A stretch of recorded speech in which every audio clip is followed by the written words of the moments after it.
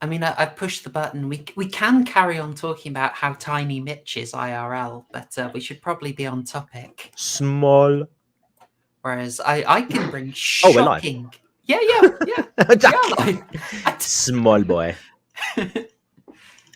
Oh, there's an ad. You've got an ad. What? You have an ad. Oh my goodness! How's that happened?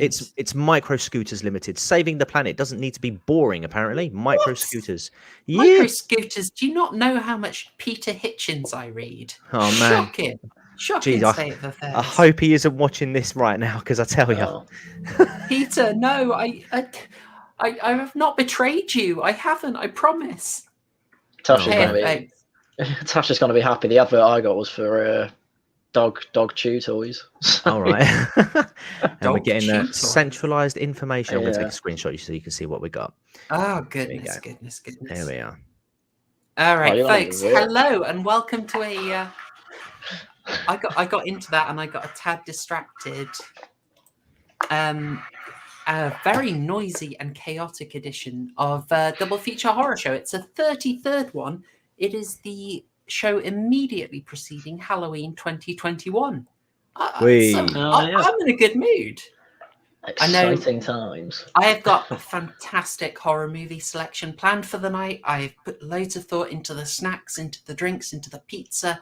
That Crime Guy, I know you're going to have an awesome selection of horror films set up. And Haryan, Zelda? Maybe?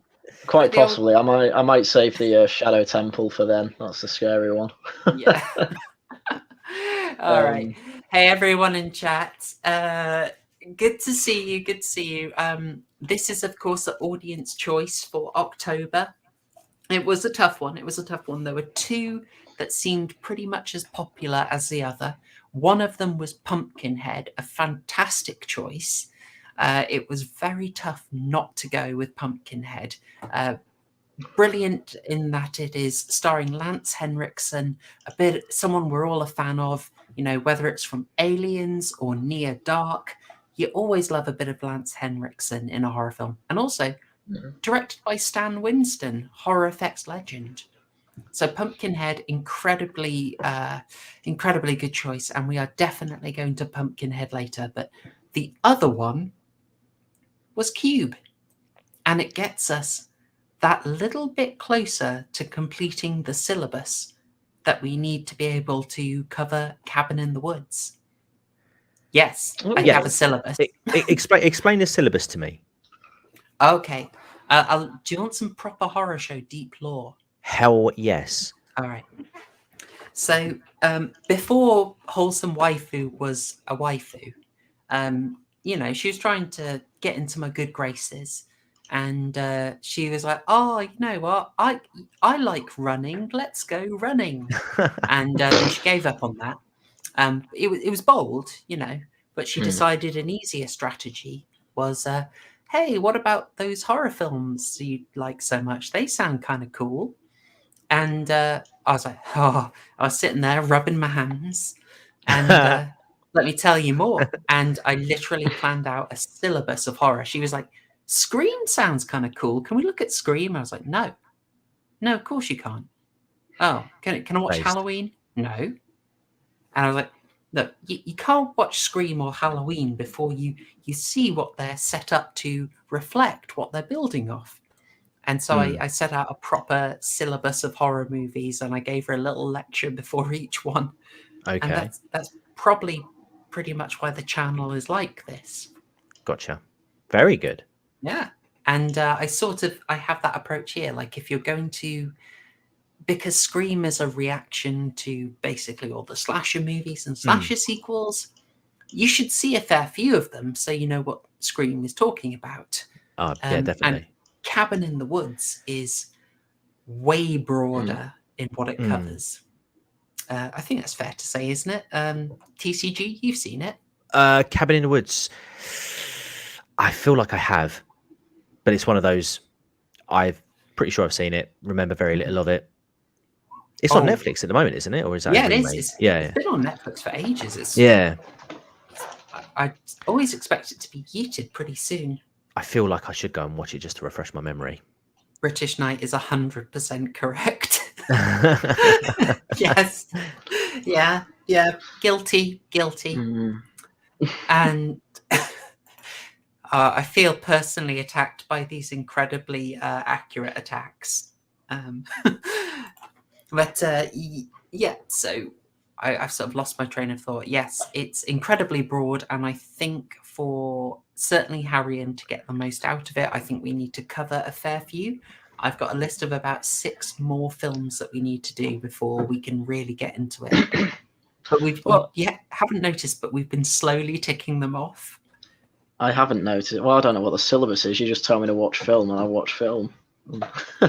Simple as. Do as you're told. Do as you're told. Yeah. Right. Yeah.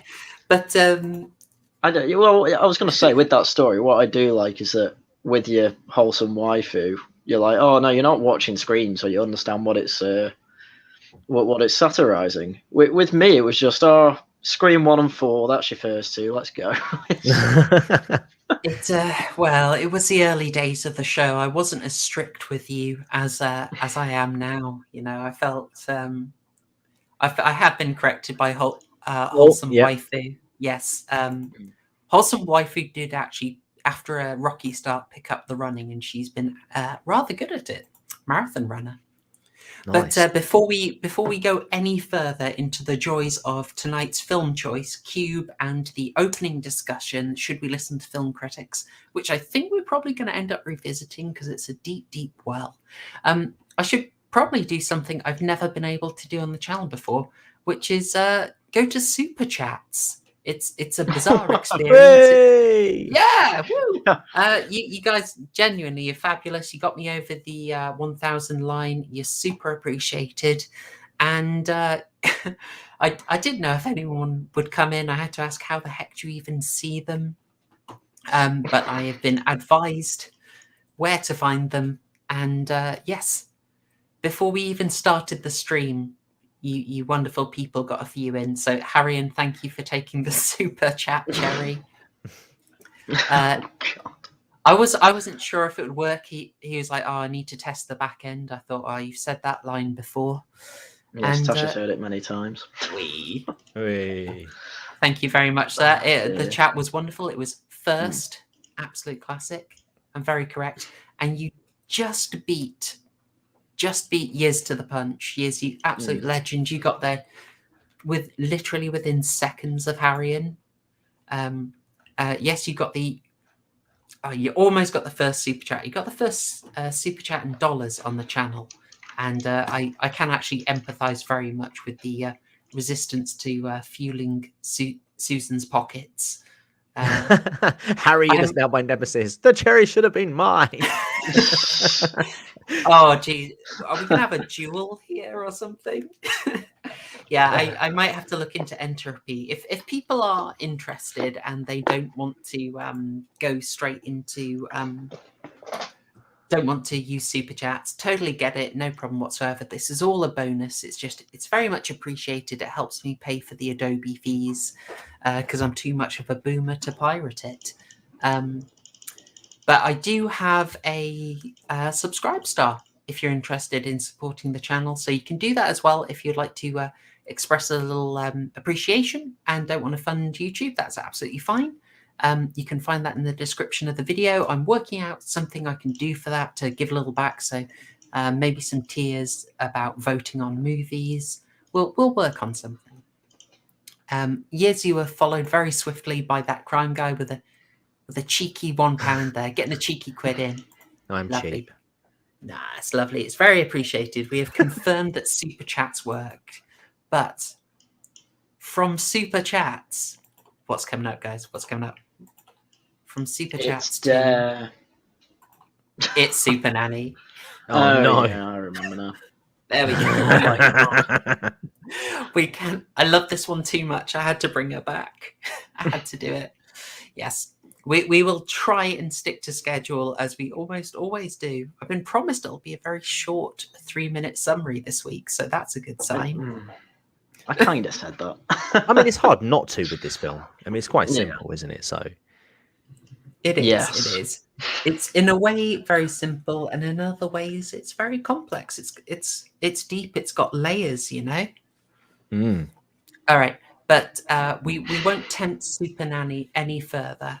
We will go into the topic of tonight's film, which is should we be listening to film critics? Not us, obviously. We're making a valuable contribution, right, guys? Most of the time. Most of the time, yeah. Uh-oh. No, I'm talking about people like these guys. You know, these folks. Is one of them Mark Commode? Hang on. Oh gosh. Okay. Sometimes I realize I'm not having. I don't have the most niche interests. There was a work quiz, and who was it they put on? Oh, it was a band, Little Mix. Oh yeah. Yeah. Are they current? Are they? They're current. They always sing about their they? ex-boyfriends. Yeah. Ah. Yeah. If you Like listen Taylor to their recent Swift? songs, kind of, yeah. Yeah. But it's more from a cope point of view. Goodness me. Yeah, I'm totally over you. Goodness. Totally over you. Yeah. Oh. Yeah. British Knight, thank you very much, sir. £10 super chat. Do not spoil me. I'll get used to this. £10. £10 at the back. Do I hear 15? Do I hear 15? Have I got 20? No, it's 10. Come on, keep going. It's very much appreciated, and it was, of course, lovely to meet you at the weekend at Nomos. Yeah, some more deep lore going on there. Thank you very much. Backed by big horror. No. But we're going to talk about that. We're going to talk about the influence of film studios. We're going to talk about the methodology of film criticism, and we're going to sort of plant some seeds of doubt and some seeds of nuance about film critics. So the people you've got up there are Siskel and Ebert. Do those names ring a bell? Nope. No. Okay. Was not prepared for that. They're kind of like the Little Mix of film reviews, maybe. I don't know. I might actually do a discussion of them sometime. Then, might have to deep dive them. Yeah. Okay. You've heard of the whole 2 thumbs up rating? No. I've heard a lot of ways to rate films. This is help me out. I'm dying. When you say so pretty much to answer your question, when it comes to should we listen to film review critics, the answers we are giving right now should sort of allude to my own perspective on whether we should listen to them. I have no idea who many of them are. I pretty much only know Mark Commode through you. Thank you. I think there was one dude who was on The Simpsons who wasn't necessarily he was a film critic, but it was that. Yeah, but that was Marv a cartoon. guy. But he was character, Jay Sherman. Yeah, but he was yeah. Okay, if you want your Zoomatard co-hosts to understand who they are, call them the Adam and Sitch of movie. Oh, come on, they're not that bad. Hey now, that's uncalled for. They do actually sit through the movie, so they've got that step up on Adam and Sitch. But channel drama. Does it take them like 12 hours to watch the film though? Gosh. Okay, all right. Well, we'll. I think we need to work on some Siskel and Ebert deep lore. But you've named Mark Commode. That's super handy. Mark Commode. What's a good way into this? Well, I suppose you've kind of answered the question for me a bit, TCG. I'll ask it to Haryan as well. How often do you check film reviews in, say, the papers? I don't.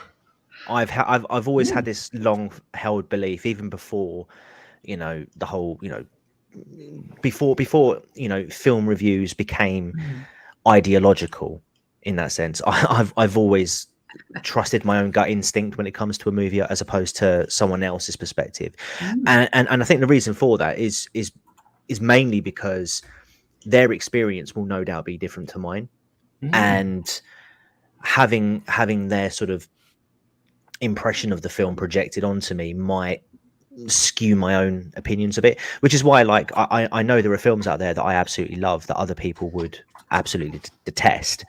I'll give one example. Have either of you ever seen The League of Extraordinary Gentlemen? Sean It's a Connery. guilty pleasure. Stephen Norrington Thank you. directed it, right? Yeah. Now I saw it in German, so I don't know what the.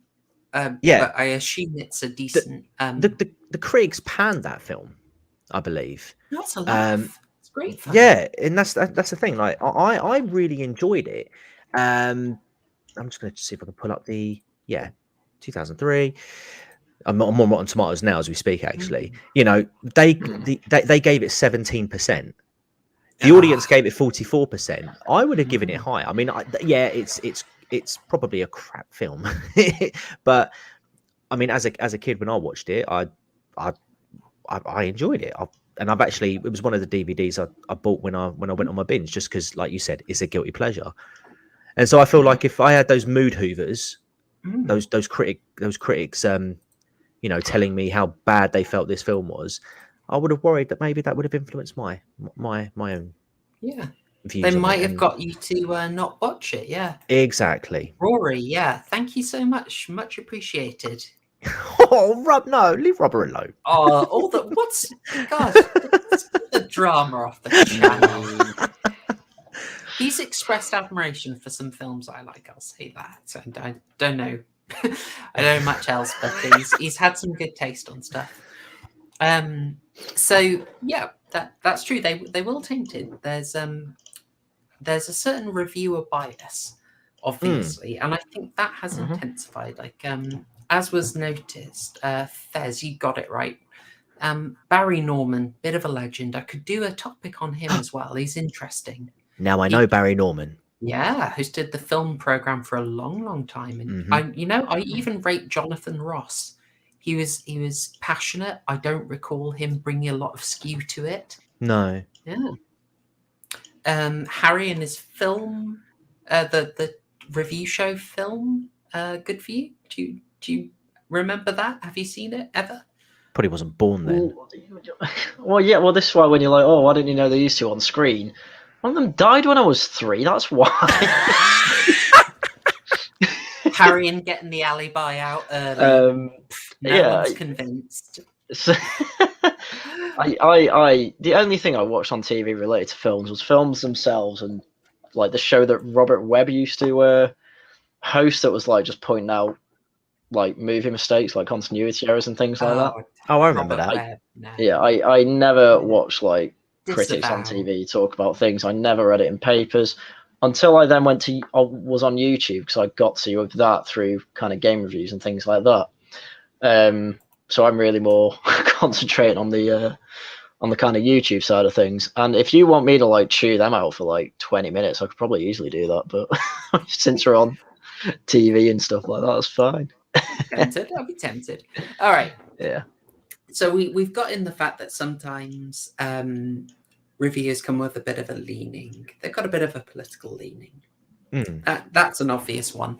And Fez also brought out the fact that you do get a certain amount of...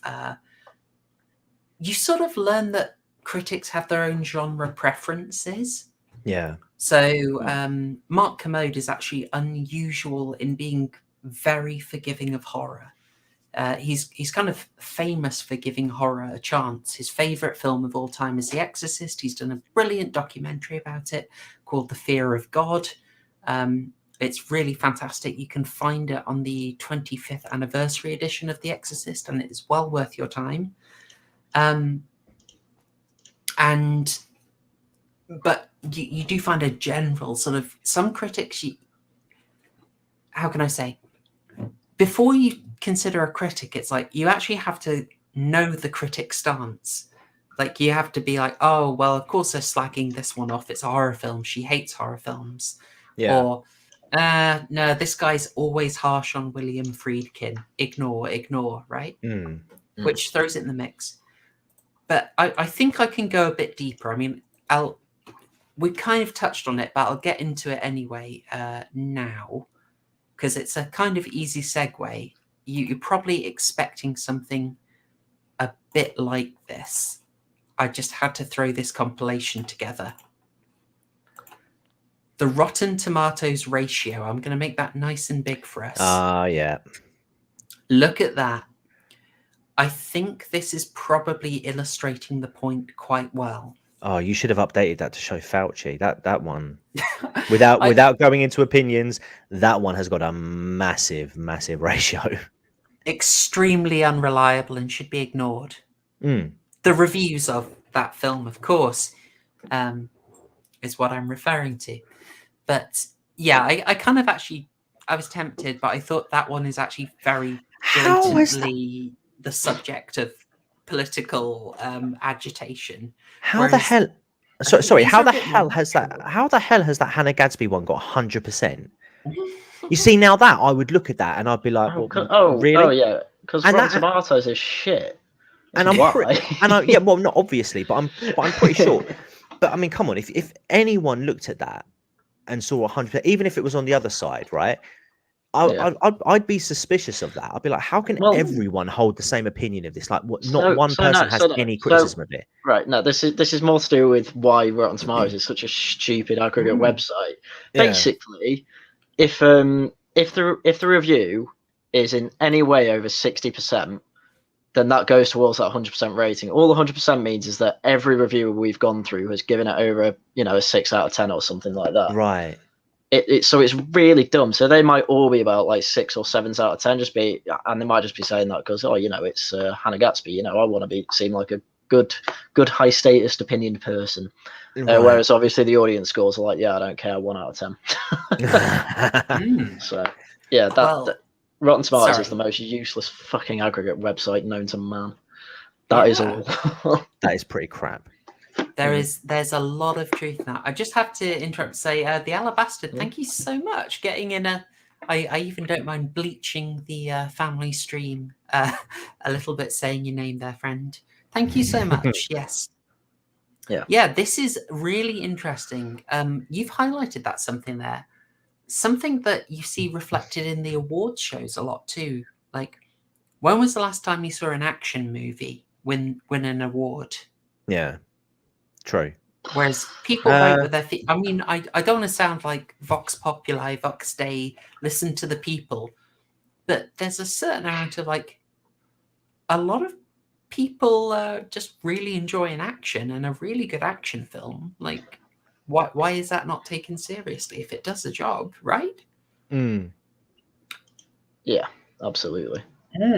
So I've highlighted this as clear examples of where the critics have got one stance and the actual audience, you actually ask people, they say it's something different.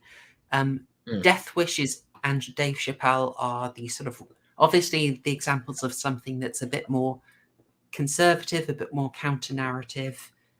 They are rarer, so I can't actually find as many examples, but when you see them, things like Death Wish are great in terms of showing actually the general audience is pretty cool with Bruce Willis shooting up robbers. Yeah, they're cool with it. I actually quite like that version of Death Wish as well, actually, and I know. Yeah. Folks, if you haven't seen it, this I want to say 2018 version of Death Wish is directed by Eli Roth. It's not perfect, but it's pretty slick. It's pretty darn fun. Bruce Willis is, well, I'm not saying he's giving it his all, but it's a pretty he cares more than he has recently. Yeah. Let's be honest, guys. Let's be honest. I'm trying to be, I had a good time, but it's not perfect as a film. It's so we're seeing basically the short of it is the reviews are coming from a very clear, filtered standpoint, but we can break it down even more. So, yeah. We're going deep on this. We're going deep. Right. So now you're seeing a bit of a bugbear for the channel. Candyman, right? Candyman 2021. Okay. My first emergency stream because I was so annoyed. Now, all right. Now, this is interesting. You might think this is a nothing burger. Critic score, 84%. Audience score, 72%. Nice. Why? Who cares? Who cares? Do you care, Haryan? Not really. That seems pretty average for for a film, I guess. It's just, especially for Rotten Tomatoes. Absolutely. Right. We're going to break this down because Okay. the audience score can be subdivided into a verified audience. Okay. And people, horror review channels will actually do this where they'll say, oh, I'm a verified critic on Rotten Tomatoes. I'm legit, guys. Where's your review? Where's your review? I don't actually have one on here. I should probably do it. Do you reckon I could be verified, guys? Right. Yeah, easily. Oh, hey, look, David is based and verified. Thank you, friend. What I wanted to, so the audience score 70, what was 72. it? 72. All right, cool. All audience, look at that. I've gone through these. You just start to notice, oh God, they're deleting them. Oh no. I've looked through these, and for ages they were just, this was absolutely covered in just sort of ones and twos all over the shop. See, that's complaining about the politicization. I think they've been nuking them. Again, if they screen capped them. So yeah, if they're doing that, then there's another reason why I'm hesitant to trust these review sites, because it's not, you know, when people leave their opinions, you'd expect their opinions to be respected. You know, not just, you know, labeled a review bomber and then moved on. Because, you know, if, I mean, obviously you put up a live stream and you know, through this film with based waifu for a couple of hours talking about your issues with it. Imagine if, you know, you summarize that into a paragraph on Rotten Tomatoes, and then they just went nah and then got rid of it. It's like, well, then, like, you want people's opinions, you don't like the opinions that you're getting, you know, why even ask for it, you know? Exactly.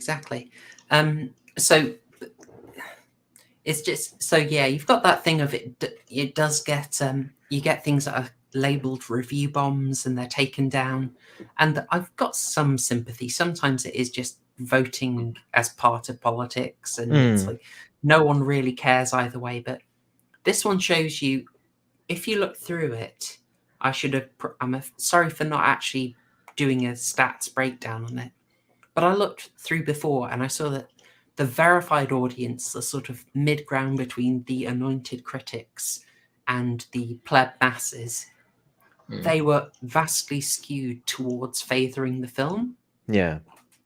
And I've just gone through this before. This is a sort of, effectively, it's a check of, are you on board with the mainstream narrative? Do you like the same thing they like? Are you supporting the message, or are you supporting the film? I wouldn't call them mainstream.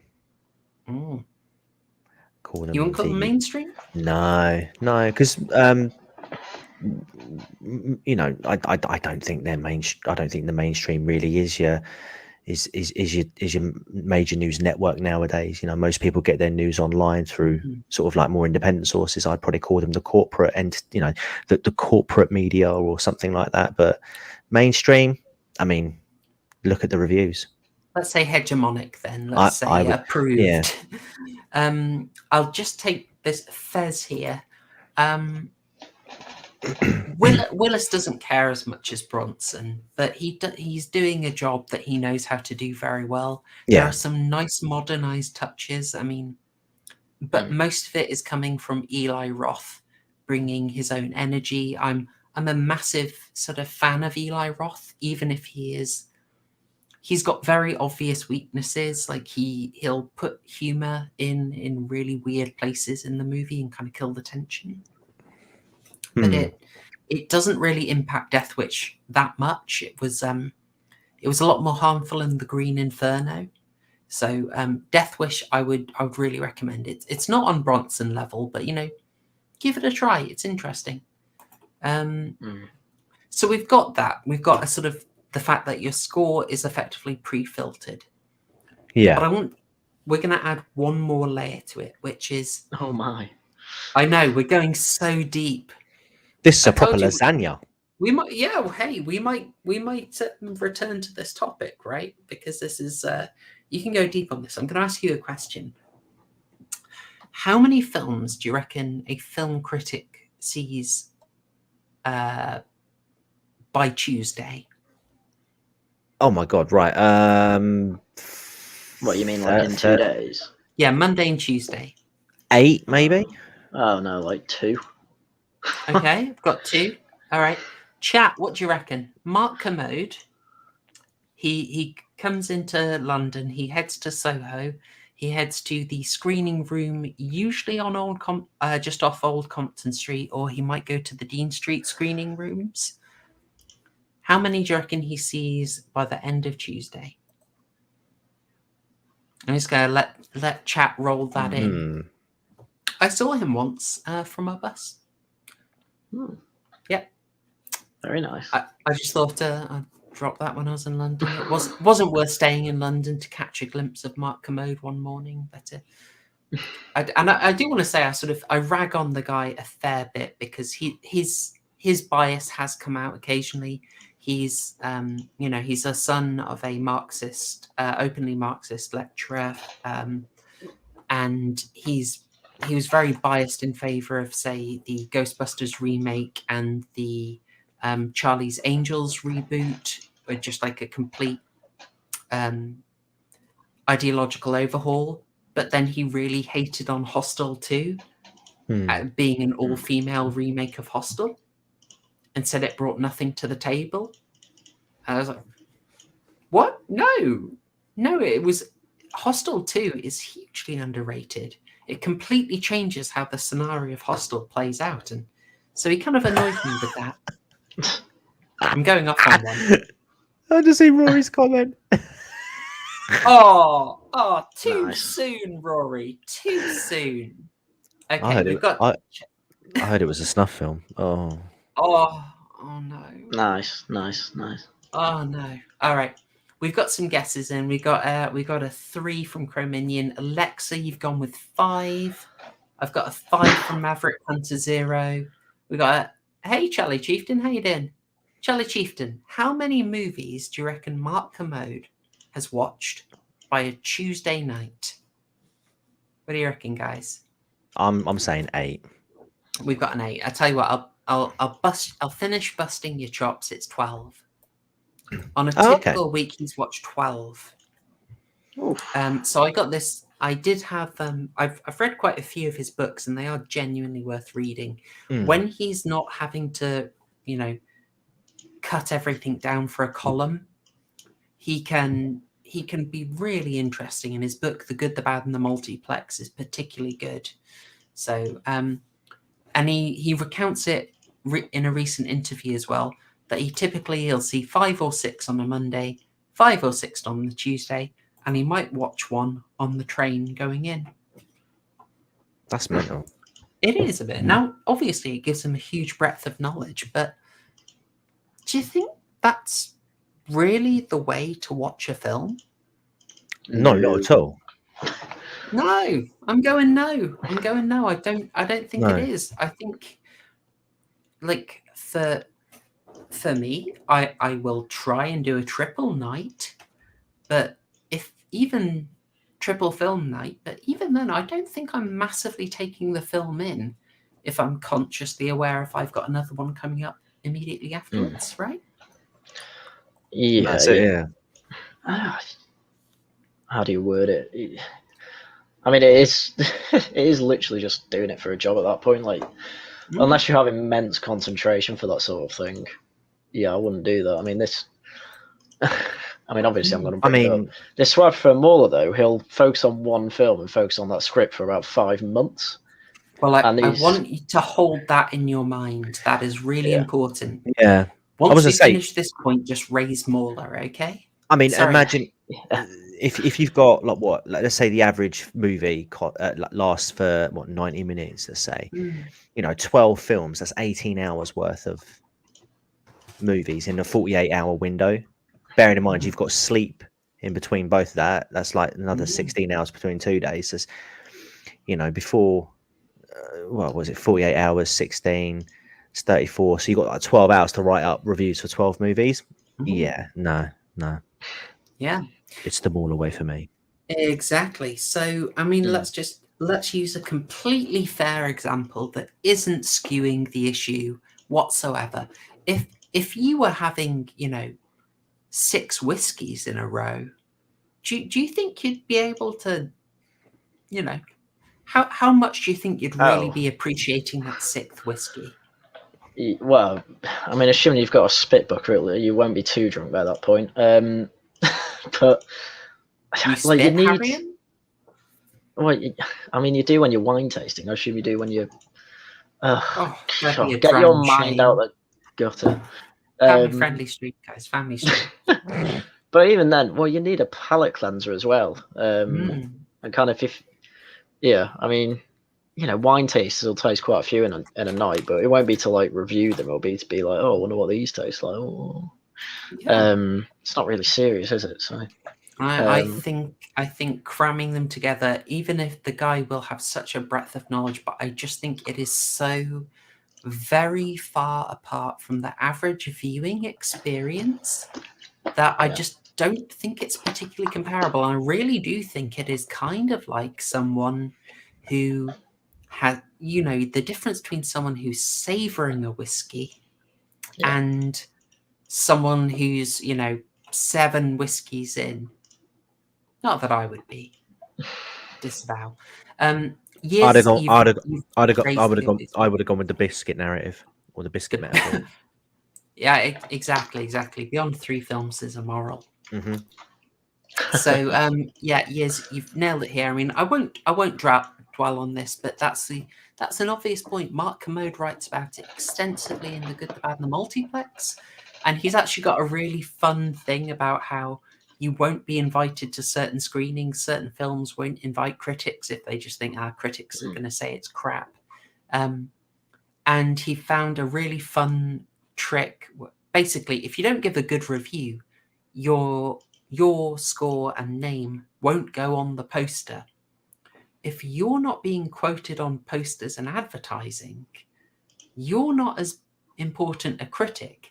So it's kind of in your interest to give a really big, memorable score and a memorable review.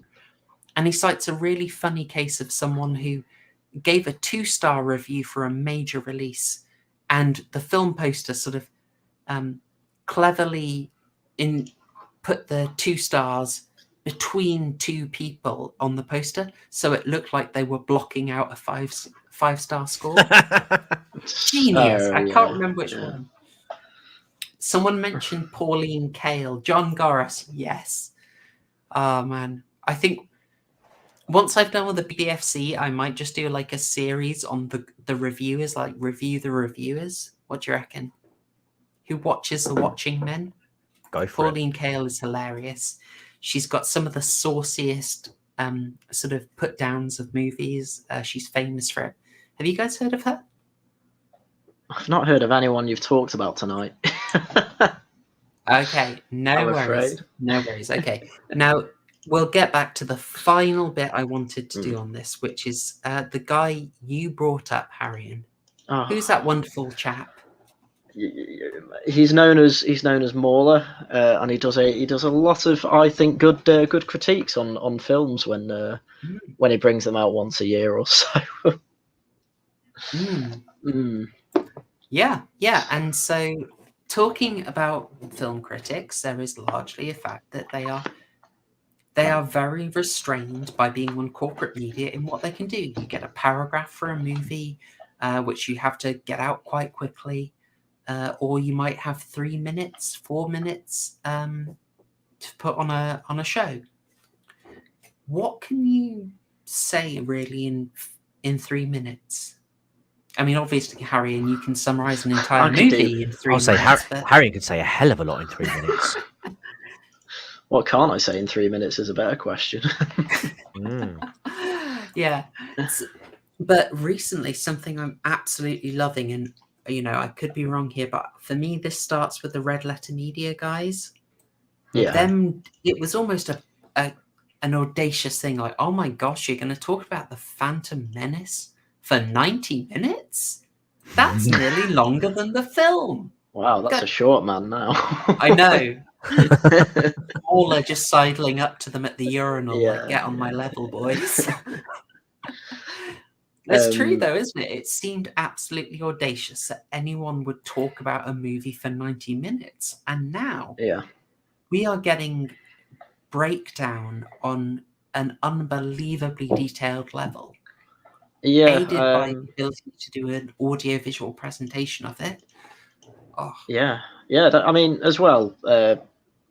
Well, Muller started out with games, and they were, those series were still long as well. I think the first one he did was like 3 hours, and then the next one was about 9. But one's come out recently that's on Elder Scrolls Oblivion, and that's 12 hours long. It's like doing long videos is almost like the norm now. It's almost expected. Well, for some people, other YouTubers that aren't particularly good critics, I'll just be like, "Oh, I watched the film, 10 minutes out there. Don't really actually say anything. I just need to make money." That's another problem with the kind of critics on YouTube, which I guess TV wouldn't have had as much of an issue. I don't know. Well, you're sort of secured, but then those networks have to have a good relationship with the studios and actors. There is a sort of thing like, in 8 minutes, what are you really going to say? I think it's rare you can do it. Like, The Critical Drinker is very good at breaking down to about 10 minutes some core concepts, and he tends to come away with a good analysis of what makes a film work. It's a fine art, but you also know he can break it down in very great detail as well. Yeah. So effectively, just the corporate reviews, mainstream, whatever you want to call them, I think they're very upstaged by the kind of reviews we get now, and just a level of understanding that they cannot parallel. And because sort of reviewers on the unprofessional side, the Maulers, the JXE with his Doctor Who thing, Red Letter Media, they can go very much in depth. And even each of these have their own kind of bad opinions every now and then. I think Jay from Red Letter Media he just didn't like the Joker because he didn't like the director because he made the Hangover films, and it's just, what a stupid reason to not like a film. Yeah, that is pretty dumb. They will throw. I mean, look, these are something that applies to the mainstream corporate critics as well as the online ones. Is they are humans mostly. I haven't got a lizard.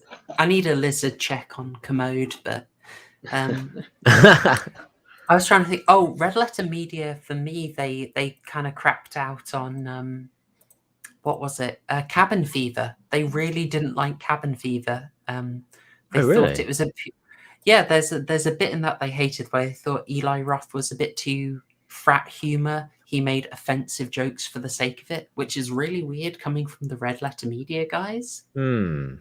Like, there's a certain, I know, they're unpredictable. Sometimes they toe the line in a really weird way.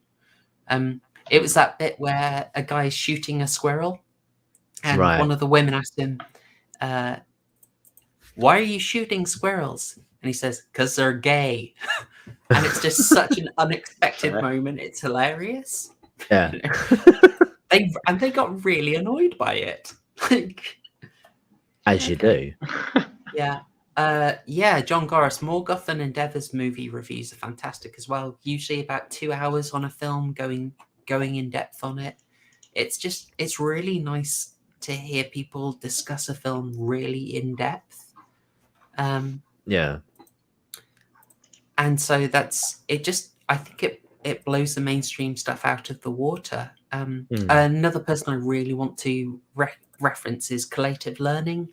I'm a bit hooked on him at the moment. He's basically, and I hope he wouldn't be offended on the off chance he ever sees this, he's basically a random Scouse guy who just started making movie reviews and going insanely in depth, like to the point where you think there's no way that that's intentional. That's a weird thing you've picked up on. But it's kind of interesting to have someone go accidentally way over the line into detail, then just sort of giving a sort of 8-minute review. And I think, a lot of reviewers, I do think, try and do I'm going to be spoiler free, guys, to try and avoid discussing it in depth. You know, I mean, Ignore that part. Yeah.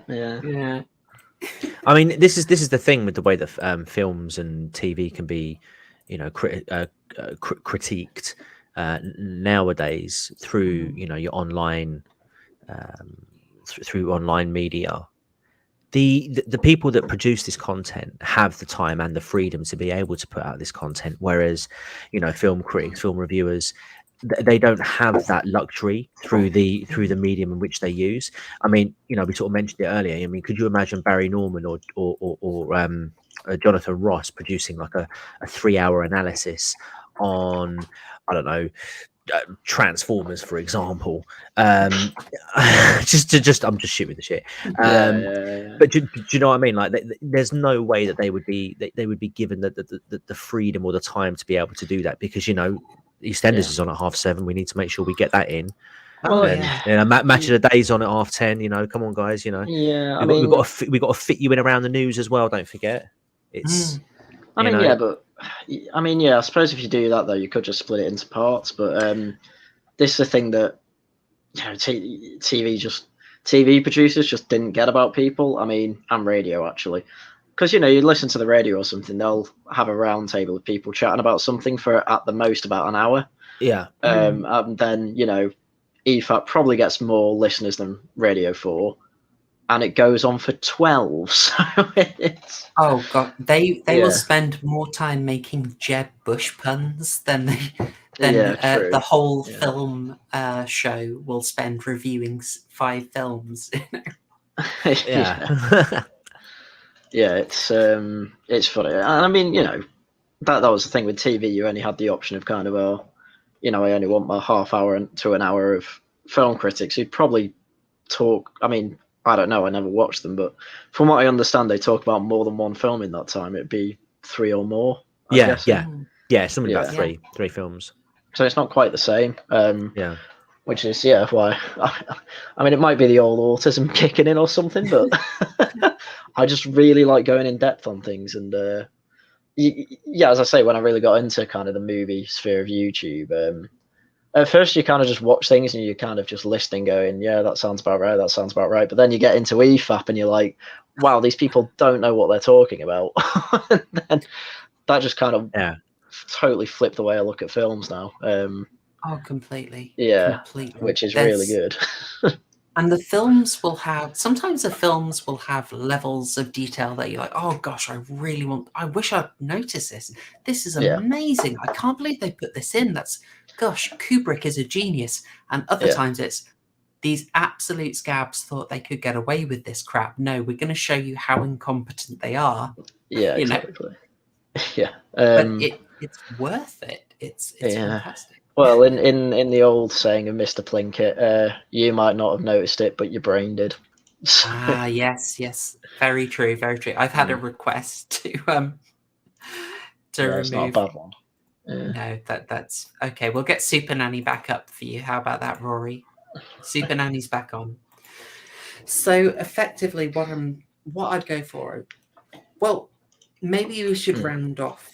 To summarize, I think mainstream critics, they don't have the right format to give you really sufficient information. Their hands are very tied by format, by moneyed interests, to keep relationships with the theatres and the Stars Suite. And frankly, a professional film critic is not really watching a film in the ideal atmosphere. They aren't sat in a nice dark room with mates in the evening, excited. They're probably in a screening room with a bunch of other sweaty critics at 7 a.m., knowing that they've got 5 more films to watch today. There's no anticipation. It's just kind of work for them. So the format is wrong as well. It just doesn't give a comparable experience. And I think it's just naturally more of a treat for us, even as people who watch films pretty darn regularly. So just to round this off, guys, if you're okay, because this is probably one of the most in-depth topics we've done, which is another way of saying I haven't shut up. Where do you guys find out whether you want to watch a film or not? How do you make the decision? So if it's in a series, say the last 3 Star Wars films, it's the 3 main ones, I should say. I just knew I was going to watch all 3 of them, even like before it started. But then it kind of came to Solo, and I'm like, I'm kind of Star Warsed out. So they've not been very good either. So I don't really want to spend money on that. The problem with me is that I don't go to the cinema that often. I'll go with my girlfriend or my friends whenever there's something we're kind of like, oh, does this look good to you? And we'll kind of go, yeah or no. I'll kind of, I'll base it off what people I trust say or I follow say. So, that obviously includes Mauler, basically anyone on EFAP, to be honest. Critical Drinker as well, though. You just kind of get people that your opinions kind of are on board with theirs for the most part. And you kind of go off their what they say about it, because they watched Hardcore Henry and they were like, oh, that this made no sense, but it was really fun to watch. So even when it's like that, it doesn't need to make sense with them. As long as they say it's enjoyable. I mean, I tend to enjoy the things they enjoy, so you kind of go off that, and 80% of the time it'll be a hit. So why not trust that? It's pretty good. Yeah, I know. Was it Patrick Williams who once said like, "Oh, reviews don't." But he basically said reviews don't matter, and then 10 seconds later in the same video said, "I'll check reviews to see if I think it's worth going to a film." Well, everyone does that. Of course they do. How else are you gonna know? You've just got to go in blind, basically. Otherwise, because trailers don't tell you that much. Trailers actually tell you too much these days. So. Oh yeah. There's one called, if you're interested in a trailer that tells you everything, one of the latest Blumhouses is called The Black Phone. I saw the trailer. It's the whole damn movie. It's the whole movie. And they're promoting it. Say, oh, this is such a cool trailer. I was like, that wasn't a trailer. That's a plot. That's the whole thing. Why do I need to watch this now? It's crazy. How about you, That Crime Guy? How do you decide if you're going to watch a film? I'm very simple. Trailers and synopsis. Nice. That's it. Yeah. That's it. That's it. Yeah. If I like the look of the synopsis, I'll give it a go. If I like the look of the trailer, I'll give it a go. If I don't, then I won't. I was kind of like Haryan. Oh, go on. Sorry. No, go ahead, mate. No, I was going to say, like with the Star Wars stuff, sort of similar to Haryan when obviously when they started bringing the new ones out, I was initially buzzed when the Force Awakens came out, and I was like, it's all right, bit of a carbon copy of A New Hope. And then Last Jedi came out, and it took me a while to go and watch it, but obviously there was the whole sort of hoo-ha going on online, and it was sort of look, there was a bit of a conflict between these film critics and the actual like viewer scores. And eventually when I got to sit down and actually watch it, I sided with the viewers, and then I haven't. I pretty much gave up from that point. Yeah, I mean, sometimes I have gone to a cinema before. I can't remember what film it was, but just to watch a film, just despite the the churnos. I have done that before. Yeah. Just sit down, get your ticket, walk out, dab on the journos on the way out. Yeah, basically. I got to admit, I was a bit like that with Joker, because obviously, there was... It might have been Joker, actually. Was it? Yeah, because, I mean, I was a bit like, when, obviously, all these film critics were saying, it's going to inspire incels and mass shootings in cinemas. Remember. And I'm like, no, it's not. I'm going to go see it. And I thought, brilliant movie. Yeah, I mean, what was it? I think Frozen 2 had more incidents of violence in their screenings than Joker. Really? It was something like that, yeah. Oh, that is mental. So, mate. Good one, journos. Mate, well, you just wait until they release Frozen 3 then. Wait for the journos to start panicking about that one then. Oh, dear. Yeah. I feel the need to point out that Joker doesn't create incels. Joker makes incels more creative. We had to do it, guys. We had to get it in. It's only 54 minutes into the stream. We had to get that stream reference. We've been dunking on journos for an hour. Let's go. I don't know. Can we have a journo scum in the chat, please? No, From- we're good. We're good. Hit What- S one to thing that- spit. S to spit on journos. If you want to watch a film that criticises journos, watch Green Street. Oh heck yeah! That is such a surprising film. Mm. So was it Charlie Cox in it? Yeah, and Elijah Wood. Is it Elijah Wood? Yeah. Yeah. Elijah Wood is a bit of a legend. He doesn't care. He'll just do any movie now. Oh, yeah. I think he's just so loaded. He now just takes any film he's interested in. That's it. Oh, love it. He did that. He did a promotional video, didn't he, for an airline dressed as Frodo? Did he? Yeah, What a yeah. Yeah. What a legend. I'm sure. Yeah. I'm sure he did it. Yeah. Yeah, he did. I really like him for Maniac, or the remake of Maniac. Very risky, Okay. very demanding. Oh, he was good in that. But Lots I of think, seething in the chat. Lots of seething. oh, well done, guys. A lot of Well done. S's. You're doing me proud. You're doing me proud. Loads of S's in the chat. Journo's officially dabbed on. Okay. Well, shall we maybe get a little more relevant and move on to the film discussion? Oh shit! Sounds yeah. good. All There's right. a film to review. I Apparently. worried, I genuinely wondered, should we just do a stream that's just this topic? I don't know, man. I was tempted. But You'd basically just turn it into EFAP at that point, wouldn't you? Which I'm all for. Get the clips of people saying stupid stuff about films. I'm genuinely thinking, would you guys be up for a sort of EFAP movie style watch along? And We we'll could- just do, we- do all the edit on it. Yeah. Oh yeah, definitely. It depends what film, but I've got yeah, one if I've got a in free evening. Oh, that's well, right. You know what? Yes, Maverick. Yeah, he showed it in his work. Yeah, John Tron showed it. The Frodo. That was brilliant. Oh, love thank you, John Maverick Hunter. Good stuff. Yes. Has John Tron uploaded? No, this was ages ago. This is where I saw the right. Elijah Wood promotional video for that airline. Got you. Was it New Zealand Air? Because I know they're I kind of think known it. for the I Korean think it. concert ones. Yeah, I think it was because obviously that was where Lord of the Rings was filmed, wasn't it? New Zealand. Mm-hmm. Yeah. Chrominion, genuinely give New Maniac a go. It's it's a slightly different vibe, but it's very polished in the effects. It's got the same dark psychological undertones, and it's the effects have really ramped up, so it's very stomach churning at points. It's really fantastic. Very hard 18.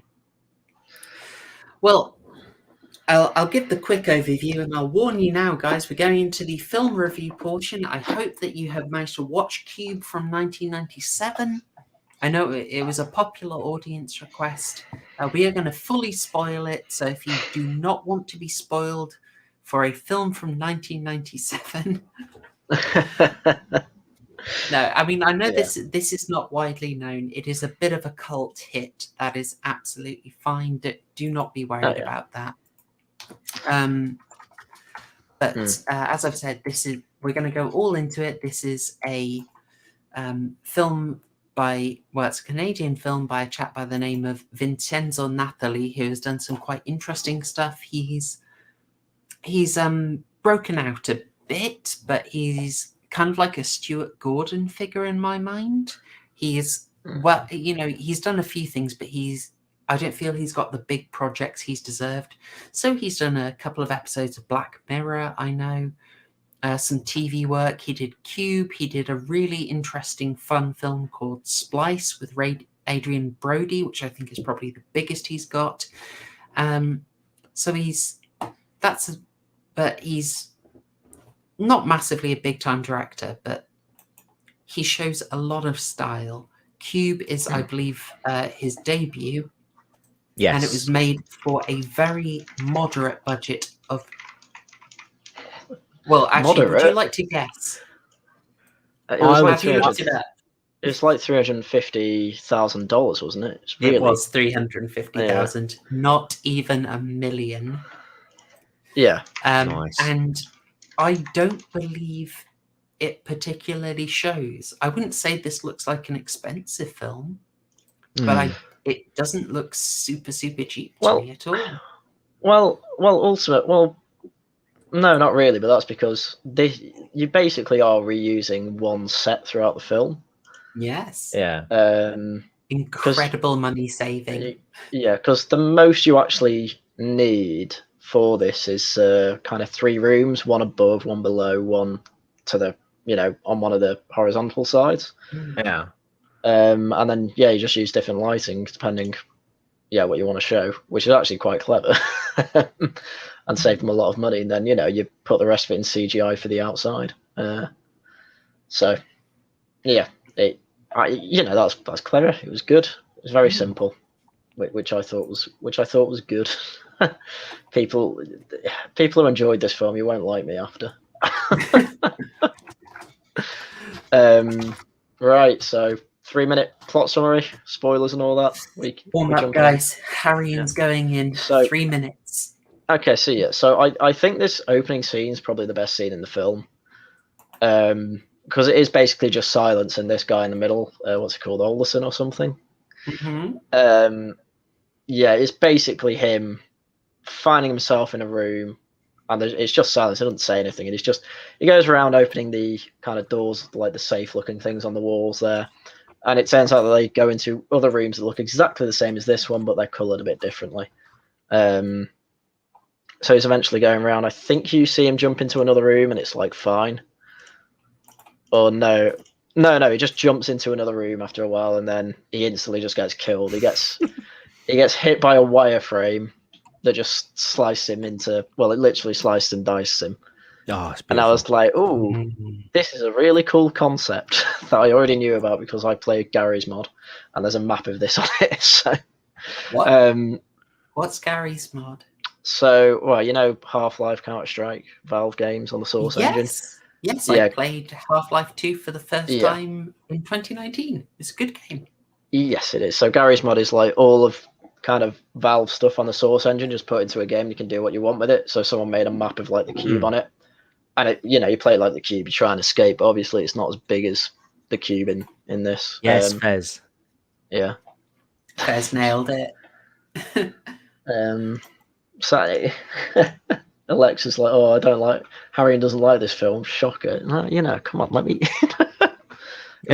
It was We're all right. appalled. We're all appalled, frankly. Yeah.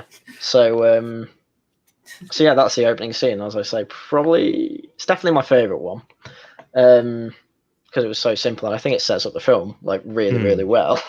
You told everything you basically need to know about the cube, which is it's basically a death trap. So then next you just get Quentin coming out of from below. He's coming out from below, and there's blood on his hands. And you're thinking, oh, why has he got that? And then there's a guy that you think's dead on the floor, who doesn't wake up after he slaps him. And he's just. I found this guy really interesting. Like, he seemed like a precursor to, if you remember Saw. I'm pretty sure you've seen I that. thought this about the film. This film for me was like a precursor to Saw. That's exactly what I was thinking about this film. Totally. Yeah. I've seen Saw 2.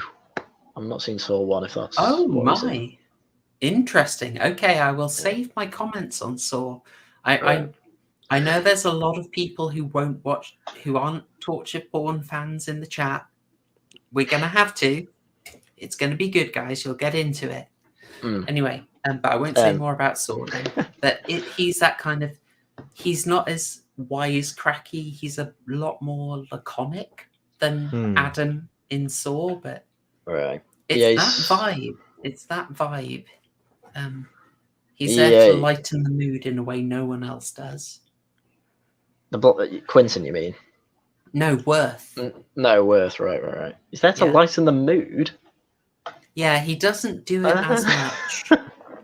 He cracks a few jokes, Yeah, I get it. The guy just seems like a manic depressant. Well, he's a nihilist, isn't he?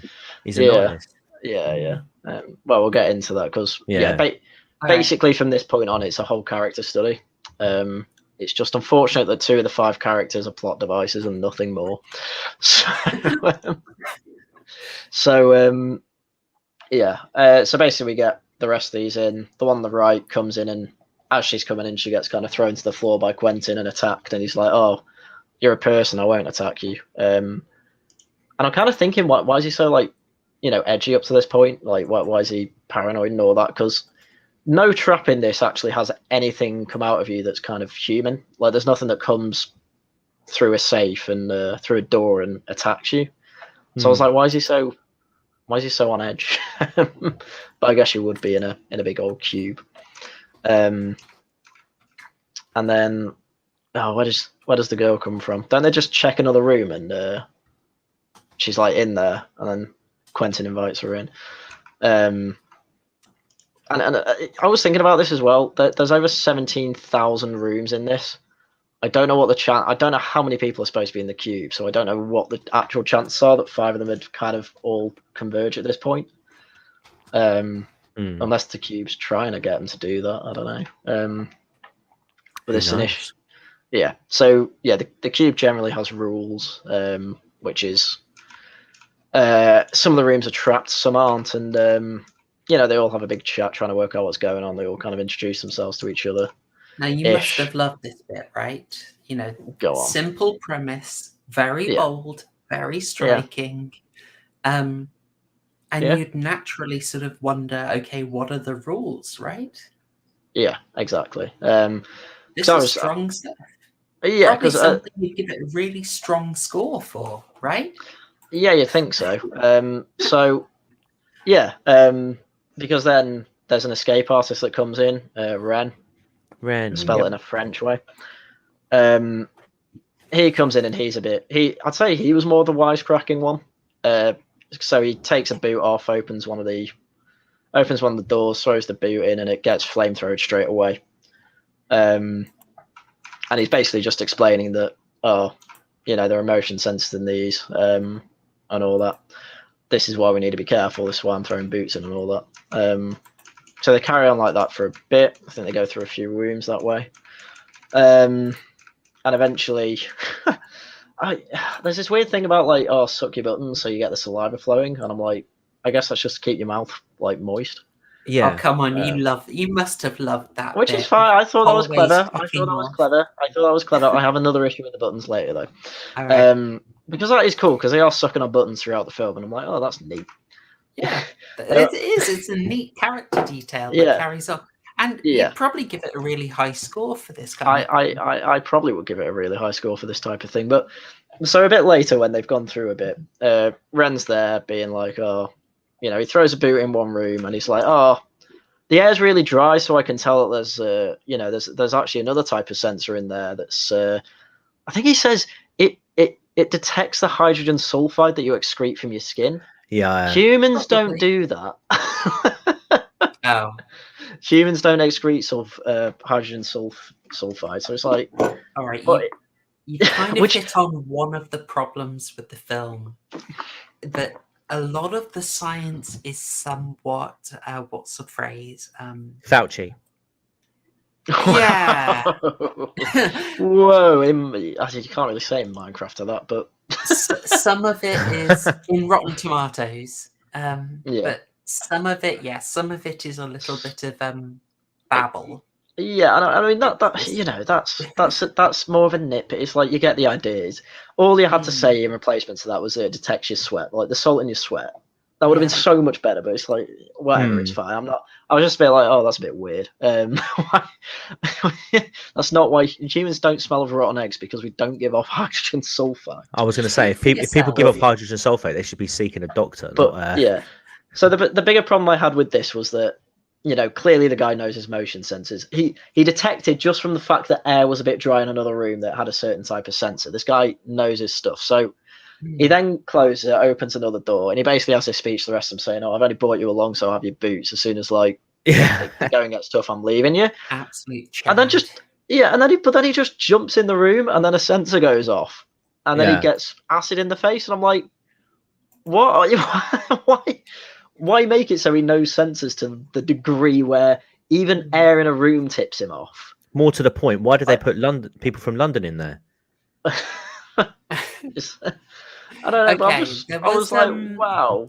And he was my favourite character up to that point. Yeah, the editing does give it away a little bit. I thought the editing of the momentum of the scene set it up a bit. Did you get that? I missed the trick there.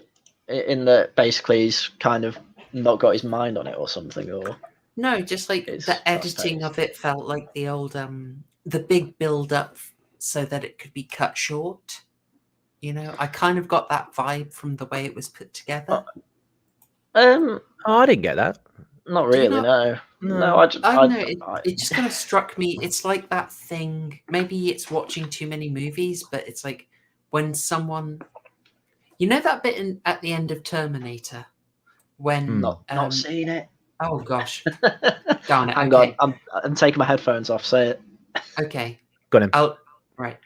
So the bit at the end of Terminator, there's a big crash with the trucks, and Kyle Reese and bloody Linda Hamilton. Why can't I remember her name? Sarah Connor. Sarah Connor. I don't think they mention the name very much. It's easy for me to forget it. They're hugging, but they're hugging they're just way too off screen to the left. And so you're just like naturally aware of this big space. Yeah. And it's just like your brain kind of fills it in. So it's kind of framing where you tipped off. I'll say Haryan, come back now. That's right. Can you get it in the private chat? I'm back. Call him back. Oh, there we go. I could just about. I could hear a comeback. Yeah. But ignored the rest of it. Yeah. All right. Cool. Yeah, it's just about framing, and some of it is pacing. Like we're now used to, like, if someone builds them up as like a really big, cool, strong person who's so awesome, you're almost set up for them to fall flat on their face very quickly. Yeah. Yeah, but this was an equivalent of rolling a 1 in a D&D. That rule that everyone hates. See, I just saw that as, here's a guy who's obviously escaped from 7 prisons, I think it was. Yeah. So you're thinking, oh right, okay, these guys are effectively safe in his hands as long as they still have a purpose for him. But they seem to be safe, and then it just takes that right from under your rug by like, right, here you go. Have some interactions with Claudia Webb, and then oh geez, I'll get that up on screen because I do have it. And then it just sort of that's very spicy. Yes, I know, right? That's what Ren said when he got the acid in the face, but he. But it just sort of shows the danger, like, the cube isn't to be messed with. The cube is something that you can't escape from easily. Look what we've done to Harry Houdini right here, This is what TV tropes would basically call the Worf effect, which is where, so in Star Trek The Next Generation, Worf is a Klingon, so he's an absolute badass. He's based, he patrols thoughts, and he's super strong. And so occasionally, he's usually just winning fights whenever they happen. But occasionally, if you need to show that an enemy is a really big physical threat, you just have Worf go for them and get absolutely nerfed. Like Hulk and Thanos. Yes, perfect example. The start of Infinity War, the Hulk v Thanos fight is a perfect example of the Worf effect. And it's kind of like this here. This guy saying, I'm this expert escape artist. I'm a genius in sensors. Oof. So yeah, I get that. The problem is that it doesn't outsmart him. He just makes a mistake. He rolls a 1. That's different to the Worf effect, which is, Worf is fighting something that's actually physically stronger than him. The cube didn't outsmart him. He just didn't check properly from my guitar, because he throws the boot in and doesn't set it off, and he's like, oh, I know there are other sensors. But then he doesn't, because he doesn't even have to check that hard for, the air to be dry, which is what got me. And another thing with this is that because he's gone now, Quentin's a cop, he's an escaped convict. That would have made for a really good dynamic. But he's dead. That's true. You're right. That's an interesting one, but I read it as an interpretation about the idea is just to show, don't be confident. If this guy can fall, you can fall. it's to impress helplessness on them. That's how I read it. That's what. Yeah, same here. You don't. Right, you've already got that from the opening scene. There are just traps out.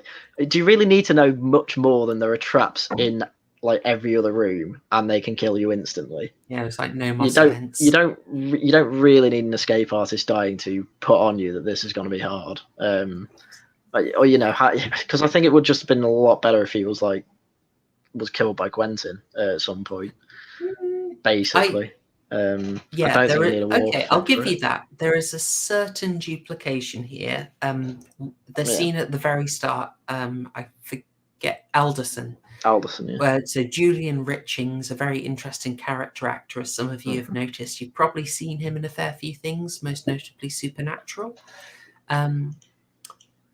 He gives you this sort of really short, effectively condensed version of what Cube is before we get into the film proper.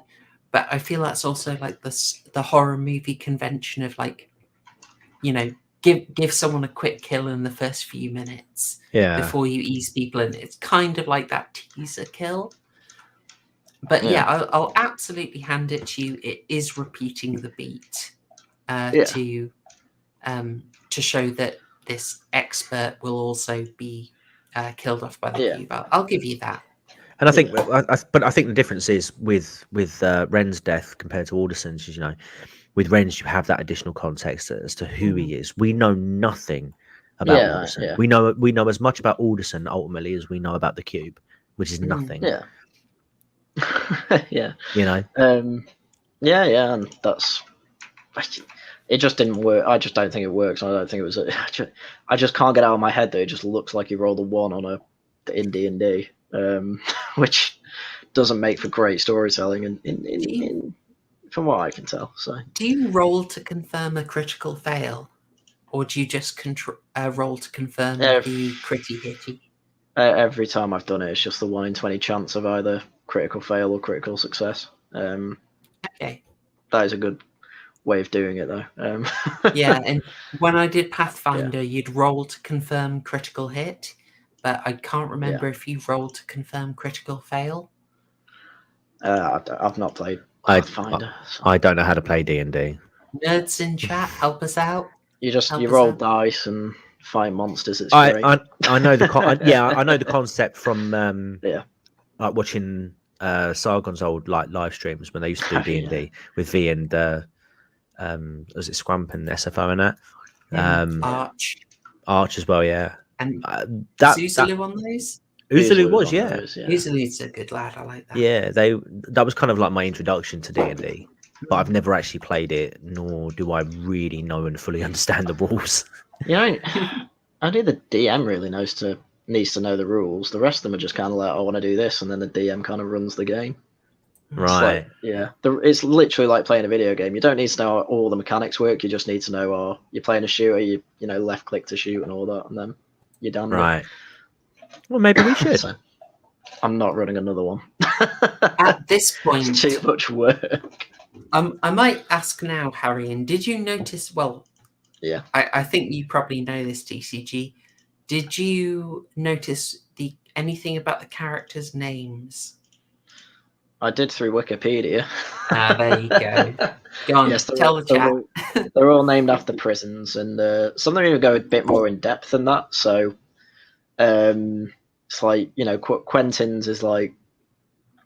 Quentin's named after a Californian jail that's like infamous for having like the highest rate of violence, and it's the only jail in California that still performs executions.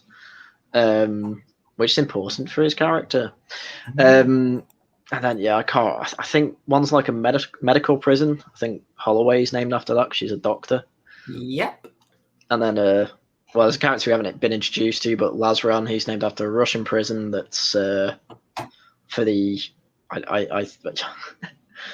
I think in the video I watched, it described it as the medically retarded, clinically retarded. But we'll get introduced to that character a bit later, though. So but no, that's a neat pick. That's something cool. It's a cute little detail, isn't it?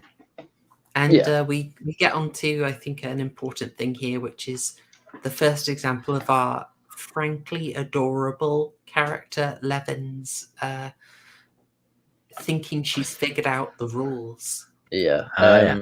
So I think calling a character is giving her far too much credit. So I'm going to call her the plot device. Okay. Proceed.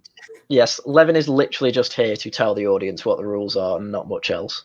So, they're looking at the numbers, and it takes a not too long, about 5-10 seconds, to work out that some of the numbers are prime, and she looks at the ones that were trapped and realizes, these ones have prime numbers. Can I point out? I hugely disagree with you. She has another role, as well as not just the fact that she's the woman that we are meant to feel most protective of, but she has another role. I will point out when she's looking at the prime numbers. I don't know if anyone else got this. Did it annoy the absolute ever-loving heck out of you when she's staring at 545 and going like, that got me. No, that's not prime. She works out in 10 seconds it's prime numbers, which is pretty difficult. It's like, there's a number ending in 5. But she's looking at like 545, and she's like, is that prime? It's like, no, it ends in 5. Come on. Literally. If a number ends in, an even number or 5, it's not prime. That's just rule number 1 of prime numbers. So this upset me a little bit that she spent so long looking at that. And I know this is, I say so long, it's like 4 seconds, but gosh darn it, if you're studying maths, you do not need to look at a prime number that long. Well, this is what I mean. Like later on, she's doing like these massive maths equations, and it's like you couldn't work out that 5, 4. Like, I mean, don't get me wrong, if you're panicking and all that, but it's like you don't forget fundamentals like that. But I noticed that, and I'm like, oh, really? Fez has seen it too. You got annoyed. Yep. Okay. Yeah, exactly. Good. Thank you, guys. So they start going through like that, making a lot of headway. They do a bit of a montage where she's like looking at these numbers, going, "Oh, is it price?" Yeah, and I can't remember what. Oh, don't they just check every single exit in that case? And they're like, "Oh, no, none of these are exits. They've got primes." And then they're like, "Oh no, not every door is covered." And they look up. They do. Yeah. Mm-hmm. And it's like, Quentin has to go climb. He has to get out. And it's like, things like this I thought were good, because then he opens it and Lazar falls through. And the way he falls and hits his head, he'd probably be knocked out or at least bleeding. But he's fine. Well, I say he's fine. He clearly has a mental condition. And he's then basically looked after by the doctor. I just want to mention during that little montage bit, if you listen carefully, you hear rapport building between Quentin and Levin. Oh yeah, that's bit of flirting. So Oh, totally. There is that sort of chemistry building up between them two at the start. At that point as well. I just thought I'd mention that. I mean, the dynamics at this point in the group are already interesting. That Quentin does start to assert himself. He starts to become the dominant guy. He starts to push people around and move into a structure, right? Yeah, he's definitely put himself at the top of the hierarchy of the group, which makes sense to me because he's ex-cop. He's used to being assertive and things like this. Yeah, and I guess the doctor, you'd say second. The Worth guy, he just doesn't care really. He's lost. With it. I'd say he's lost. Probably last, yeah. Yeah, and then you've got this guy. 11. Well, no, Lazar definitely comes last after he's introduced, because he is. I disagree. For now.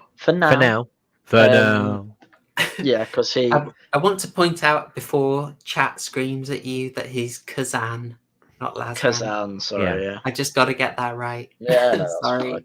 Yeah, no, that's fine. It's fine. So, yeah, he's kind of introduced, and Quentin's like, "Oh, great, we've got it's someone who isn't only completely useless, but everyone else needs to look after him basically for it." And he makes annoying noises and stuff like that. Yeah, I think he's basically got severe autism. Yeah, he reminded me of Yeah. my brother. I'm Yeah. not joking either. Like, my brother has severe autism, and it was like the mannerisms that this guy was doing was exactly like my brother would.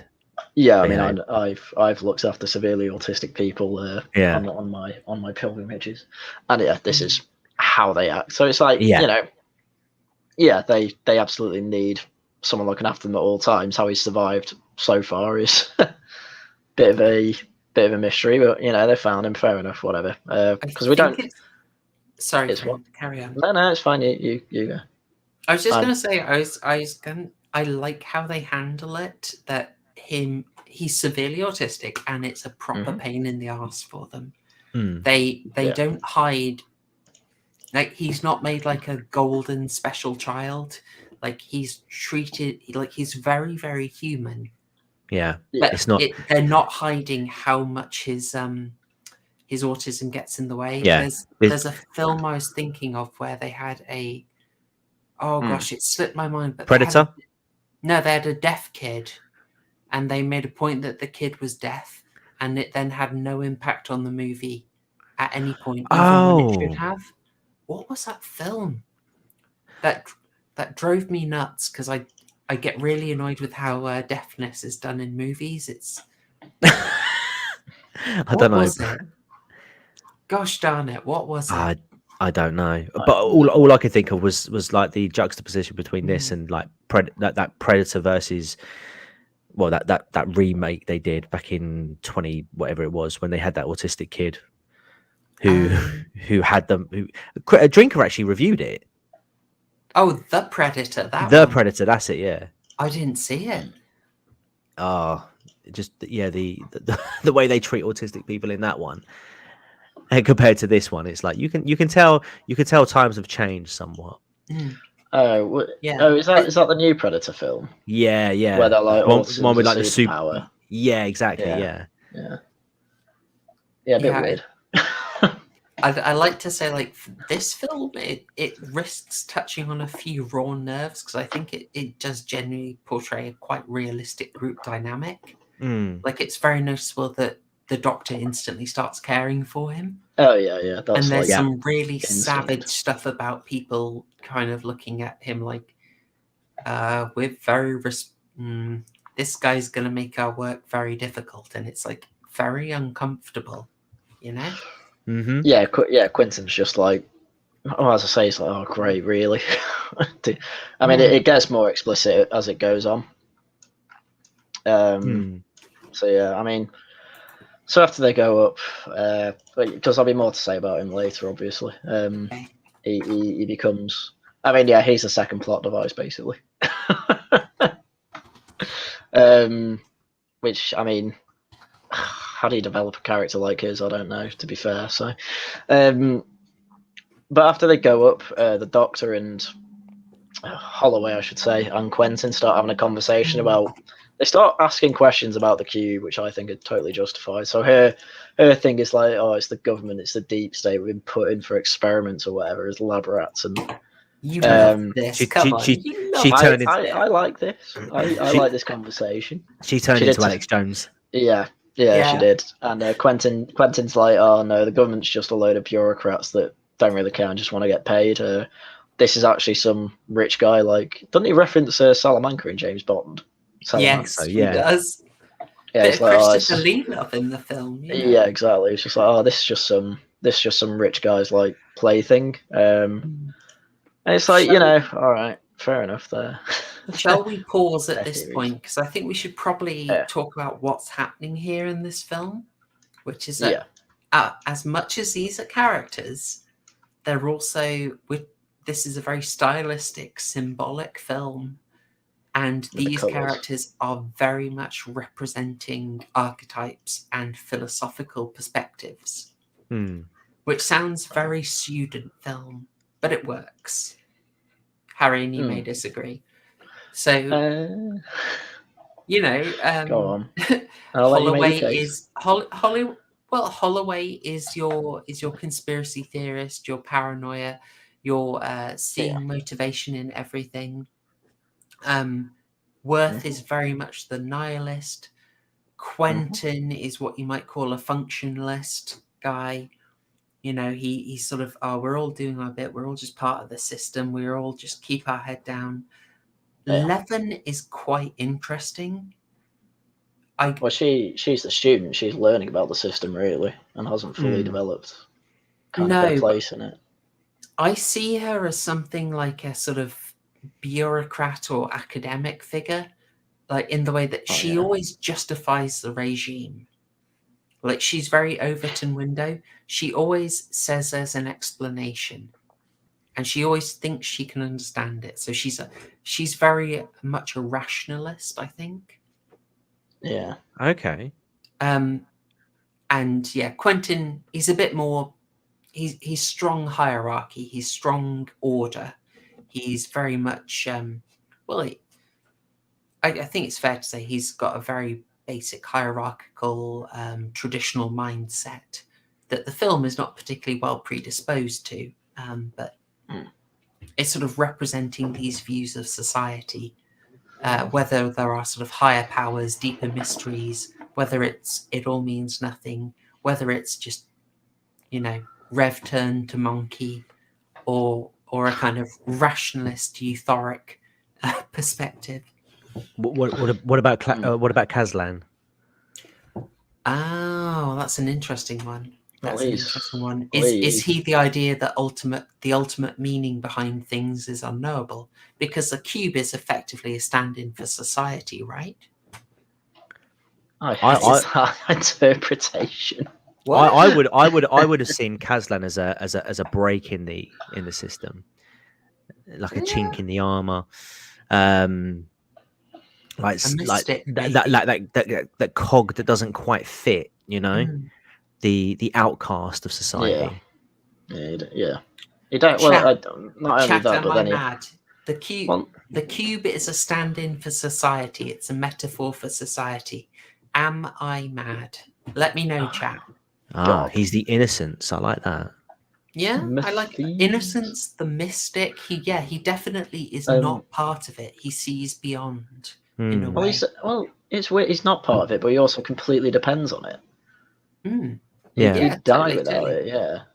So it's like, how can you say he's not a part of it if he's completely dependent on it? It's yeah. Well, and his worldview isn't part of it. So in some way, he feels like a mystic. You know, he sees beyond. He's almost like a religious perspective, or an artist. He doesn't think in terms of the cube. He's obviously part of it, but it doesn't limit his scope. But I will say about this scene, I'm throwing you a bone, Haryan. Worth says something unbelievably stupid in this scene. Oh, what does he say? So this one I've got here. Yes, yeah. Maverick Hunter Zero. We live in a society. We live in a cube. Oh, God. Yeah, okay. No, I remember that. Right. So this is the scene where, you know, Worth has kept pretty quiet up to this point. And this is where the suspicion is built up towards him, and he reveals his hand a bit. That he actually is an engineer and designed the outer part of the cube. Yes. But he represents the nihilist position, right? Nothing means anything. It's all pointless. Yeah. And in this scene, he kind of flips out and he says, it's all pointless. There's no guy at the top. There's no grand plan. Because he has to have a big contrast with Holloway, right? Yeah. Well, both of them were, yeah. But that is a fundamentally idiotic thing to say when you have literally been part of the plan and been paid by someone to do it. Oh, so well, I mean, I can see what he means when he says, you know, people don't ask questions, keep their head down and do as they're told. But I was just like, at this bit, hello. I was just thinking at this bit, how do you not know who you were working for? And two, I'm not being funny, but someone will have been funding this. You'll have a $1 trillion at the very least a hole in an account somewhere in some company or some government. I would argue that it wouldn't be one account. Oh, possibly. If you're going to be carrying out a task like this, it wouldn't be one single project. It would be hundreds, if not thousands, of little micro projects all working separately to eventually create this one big project. Watching this scene back in the rewatch reminded me of Bob Lazar's interview with Joe Rogan, where he, for those who don't know, Bob Lazar basically is a guy who alleged that to work on at Area 51 and like came into contact with alien spacecrafts and goes into long detail about his experiences there. And he, in that interview with Joe Rogan, he talks about his role within Area 51, and it was basically just like a microscopic part of the bigger picture. Like there was only certain things that he could know relating to his particular area of the project, but another guy who he might work nearby who was like in a separate room, for example, wouldn't know anything about what Bob was doing, and Bob would know nothing about what the other guy was doing, and the two could not interact or disclose any information. But essentially, they would be working on the same thing, but just different areas, and that's kind of how this feels. This whole, how would you construct something like this? Well, you would have people working on separate parts of it, and it would be funded in separate ways. So those holes would probably equivalent to like a $1 trillion hole. But if you're smart and you know how to move money, you can hide that and you can make those holes disappear. Yeah, and that can't happen without a grand plan. So that completely falls apart with what he says. But is it a governmental plan, or is it some? Well, I don't know. And exactly, no one knows. What do you mean? You know. Well, no, but that's the whole point of this film, is that you don't really know, do you? You know, you can speculate and you can come to your own conclusions. But as I said to you in the chat before, man, we don't have the answers. But he doesn't say he doesn't know. He says he knows there isn't a grand plan. That's different to saying you can speculate who it is. He says, no, you're both wrong. It's nothing. Which is ridiculous. It's very true to his position as a nihilist, but it makes no sense in the context of this. Yeah, exactly. And maybe he's just speaking from his perspective. Then ultimately, does it matter? I'm just spitballing, you know. So no, that's fine. But I mean, it doesn't have to make sense. I'm just saying. Sometimes it just doesn't have to make sense. What does that mean? No, it has to make sense. Sometimes it's okay not to know what's going on. And if something doesn't make sense, it's usually because there's a twist at the end where something actually, it's like, you know, so it turns out someone's lying or something like that. But in this, it's either he's lying, which as far as I'm concerned, he has no reason to do because he's trying to get him to shut up. He has every reason to tell the truth. But the fact he acted like he didn't even know who he was working for. And you know, if he was just like, I work for this company, but I didn't look into it, they do a load of contracting stuff for third parties, it'd be like, right, that makes sense. But then it completely falls down because he says, no, I know there's no grand plan. Just no one asks questions about this. It's like, yeah, I get it. He's building this massive shell, so he doesn't know who did the interiors of the cubes and all that. But it's like, there's over 17,000 of them. I don't care how much you can move around money. There's a grand plan in there. It's only who knows? It's only yeah. I get it's only a movie. There's stuff in this movie I like, but this is a massive issue. Again, I just go back to who knows. Do you know what? One thing I didn't know is actually, again, watching coming back to this, was that there were sequels to this film. I never knew that. So maybe that's something that's elaborated on in the other films. So like as you go through the films, you might learn a little bit more about it. Who knows? So I can tell you that after I watched this film, because there was so much that was still confusing me, I watched a couple of videos on it. I think Pyro Cynical did a review of this film and then the one after. Right. Yeah, apparently the one after is like just a 1 out of 12. It's just awful, and they're they completely love it. No, I've heard it's terrible. It's like also CGI danger zone by a long way. Oh, yeah, okay. It's like people keep dying in it and then randomly coming back to life. What? Yeah, it's ridiculous. It's like, it's a fourth dimension thing. It's like time's affected as time moves in it as well, and it's like, wow. That's That's not a- enough. It's To that make it thing of clear- we need to evolve the concept, but instead of like this way, where you're slowly figuring out the rules as you go, bit by bit, Yeah. but having surprises. It's kind of a head screw from the start, Right. and you just Yeah. cannot figure it out. Yeah, no, that if it's all 4D and time travel-y. Oh, there's literally like 4D things that kill people, and then because Oh they're my 4D, they God. come back to life. It's like, what? Right, okay, yeah, no, Yeah. that completely goes against this whole Yeah, concept no. of this film. So yeah, exactly. So this is the thing. Alright, It's fair enough. like, I'm not saying like you definitely need an explanation or anything like that. Like it can just be 5 people find themselves in this place and they don't know how. That would be Yeah. fine. My issue is that Mm. he's saying, "Oh no, there's no grand plan." It's like, there's no grand plan. Why the fuck are people turning up in?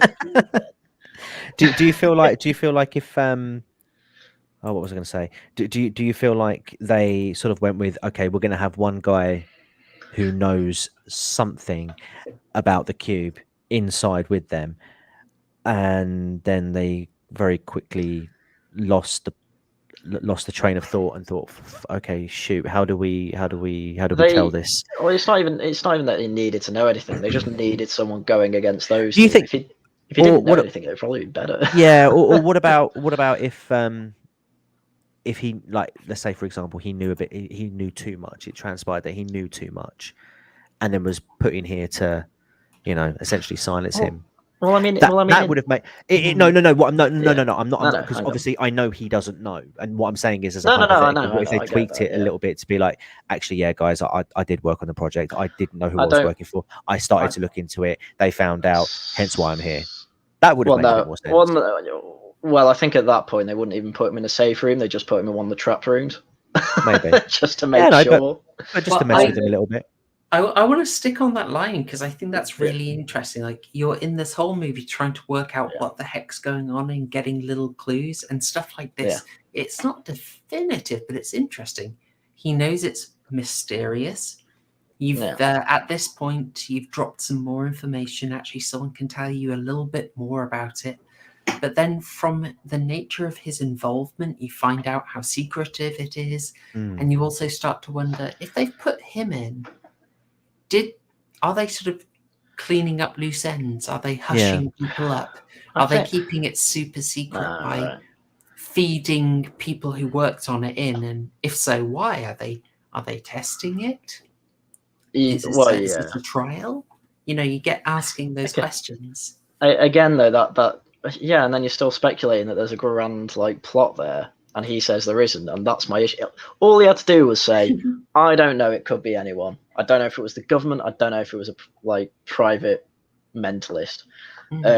All he had to say was, "It doesn't matter." That's all that had to come out of that. But he didn't say that. He said, "No, you're both wrong definitively," and that's the issue. That is a weakness, specifically in this line. But it's symbol winning out over story in this particular bit. Should we move on to one of the best scenes in the movie? Trub. Is this the? Well, hang on. They work out that the prime numbers before this. They work out the prime numbers are wrong as well, don't they? Yes, they do. Yeah, because God, I'm gonna get into that as well. The maths geek in me was like, "What are you talking about?" For half Go of it. Well, no, I'll wait because I think basically they go in a trapped room because there wasn't any prime numbers. And there is a fan theory on this I'll go into in a minute. But basically, Quentin goes in, and then there's this big load of wires that come down and then try and snag him, but he manages to escape while cutting his leg, and then his leg's fine for the rest of the film, by the way. Gosh darn it, I didn't notice that. Well, the only other, you see his leg once more with a bandage on it, basically, but the rest of the film it's just it's fine. He's not limping or anything. But the fan theory is that basically, what's he called? Worth says, "Oh, there's no prime numbers. You can go in," and he's like, "Oh, I'll let her double check," and she's like, "No, he's right." And then he basically lets Quentin go in. And the thought process behind that is that, he's not actually telling him everything. He might know more about the cube than he's letting on, and that he actually knew that was a trapped room, basically. That's a fan theory, and it doesn't really work for reasons we'll go into in a sec or later. But I just wanted to bring that up because I'm like, oh, there are fan theories for this, which is cool. The thing is that I think this is a massive cult classic because this is a film that you can just fan theory the crap out of. Again, because you know so little about it. Which is fine, and all that. I mean, it's fan theory I'm okay with because it's not like you're doing the writer's job for them. It's not like you're trying to fix issues with it. You're like, oh, what's this mystery? And I'm fine with that, as I say. Yeah, it's dropping little tidbits. It doesn't have to explain everything. It's the equivalent of you fought in the Clone Wars, right? Yeah, and that's fine. It's like, oh, what are the Clone Wars? And then you get like 9 seasons that Disney make, and most of them are bad episodes. Oh god, I'm gonna make some enemies tonight. All right. Yeah.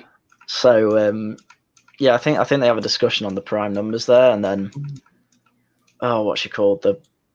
The girl, Levin, yeah.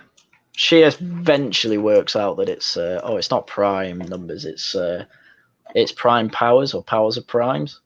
Yes. And I don't. That lost me actually. So I think it lost the writers as well. I think they're just like, oh, that sounds good. So people in chat, the reason this is a massive plot hole as well is because what a prime power is essentially if you get a prime number and you square it, you cube it, you multiply it to the power of 4, that makes like a prime power. So that means that every prime number is a prime power anyway. So they were following the rules properly. Yeah, this is what I mean. So, and then she's like, oh, you need to work out astronomical numbers. No, if you're working out a prime power, all you need to do is square root, cube root, 4 root, whatever. And you only need to do that to numbers up to 1,000. That's not like they've got all the time in the world as far as I'm concerned. Mm-hmm. You've got a big problem. She's not doing Fourier transforms, is she? It's just... Oh, I couldn't even do them. So, yeah. And I mean, I get it. You want a clever reason for it all to happen. It's just like, for someone like me who, did A-level maths, did geophysics and all that, that kind of like, it doesn't work with me. But I get you want a rule for it. But it worked with me. I'm a simpleton. Yeah, exactly. It's like there aren't that many people that are going to know in depth what a prime power is. And I had to Google it because I wanted to make sure. But then there's also a problem later when it's like, oh, how many factors are in this? And he's just saying like 1 or 2 or whatever. I couldn't follow that at all because I didn't know what the hell he was talking about. Yeah, Steinforks has kind of got it here. It's Go on. It is kind of the equivalent of like the old Doctor Who script. What's the one John Pertwee always liked saying? Reverse the polarity of the neutron flow. Or whenever Harry Kim was given some dialogue in the 3rd act of a Voyager episode, it's just look, something technical and cool that a smart person has said because they're smart. Okay, trust the smart person. Yeah, that's a trope I absolutely hate because it. What, Harry Kim? Well, no, just like, oh, a smart person says something smart despite the fact it makes no sense or is inherently contradictory. But it's like, if you can ignore this, that's fine. I can ignore this. I did ignore it for the film, but it's just, so that's kind of 2 massive plot holes with kind of the world we've got kind of already, and we're about half an hour in, so yeah. Luckily, it's one of the last 3-minute summary. You were so cocky. Yeah, well, what's the plot of this? 5 people try and escape, and they don't all escape. Wait, what? Yeah, I know, spoilers. Yeah, so they have like a little conversation with Worth as well, don't they? But I can't really remember what's said. That's when they're talking about. Yeah, Worth talks about the outer shell and the dimensions, and that's how they work out. It's like 17,000 cubes or something. Oh yeah. So that's all fine. They got the maths right for that one, by the way. I'm glad they can do basic cubing. I'm glad they had a calculator. It was clever how they worked out how many cubes there could be. I'm not sure the actual graphics for the outside of the cube stack up to that, but Well, they made it really much. dark really quickly, and it's like that's fine. That's like, yeah, it's a big abyss. That's all you really need to know. That was good enough. But yeah, we've got this sound room. So this trap that you can see on screen, that is sound activated. And Kazan, yeah, I got the name right. Yeah, he's like saying trap to sound activate it, and so I mean, I don't know about you, I wouldn't even risk going in there with him about, because he said, oh, he's unpredictable and stuff like that, which he is. And it's okay. Is this good in that you've got a clear setup, a clear objective, and a clear risk, so that the tension is there, or is it sort of too stupid, too obvious a risk?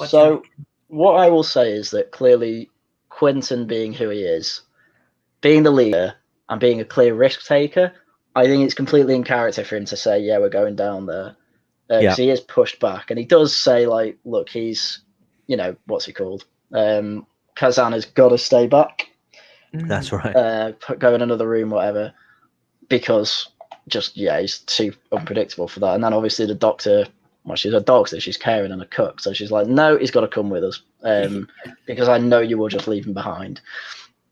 And this was all perfectly in character, I thought. Is that the bit where they're like, we'll come back for him? Yeah, like, that was brutal. Yeah, Lorraine was like, Lorraine even was like, yeah, oh, we'll come back for him. She's the optimist, she's the naive one, basically.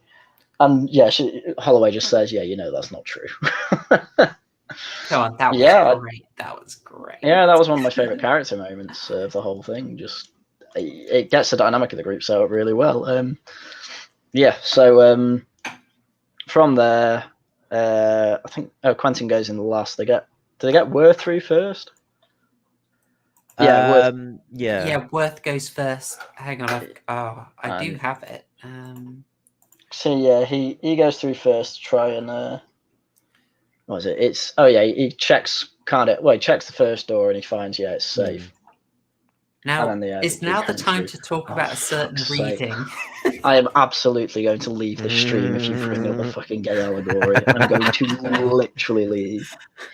I was wondering if I should chop the title from Cube to Lube, but I decided that would be too bad. Sorry. Carry on. Dear. I suppose you guys wouldn't know, but Mission Impossible.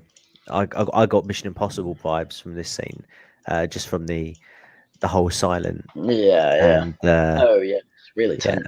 Yeah, a lot of tension in this. It was a really good scene. I mean, that's I could describe pretty basically. They all go through the room really silently and quietly, and literally, it is just silence for about 4 minutes as they're going through, and the whole time I was like, oh my god, are they gonna go? What's gonna happen? He's gonna go chop.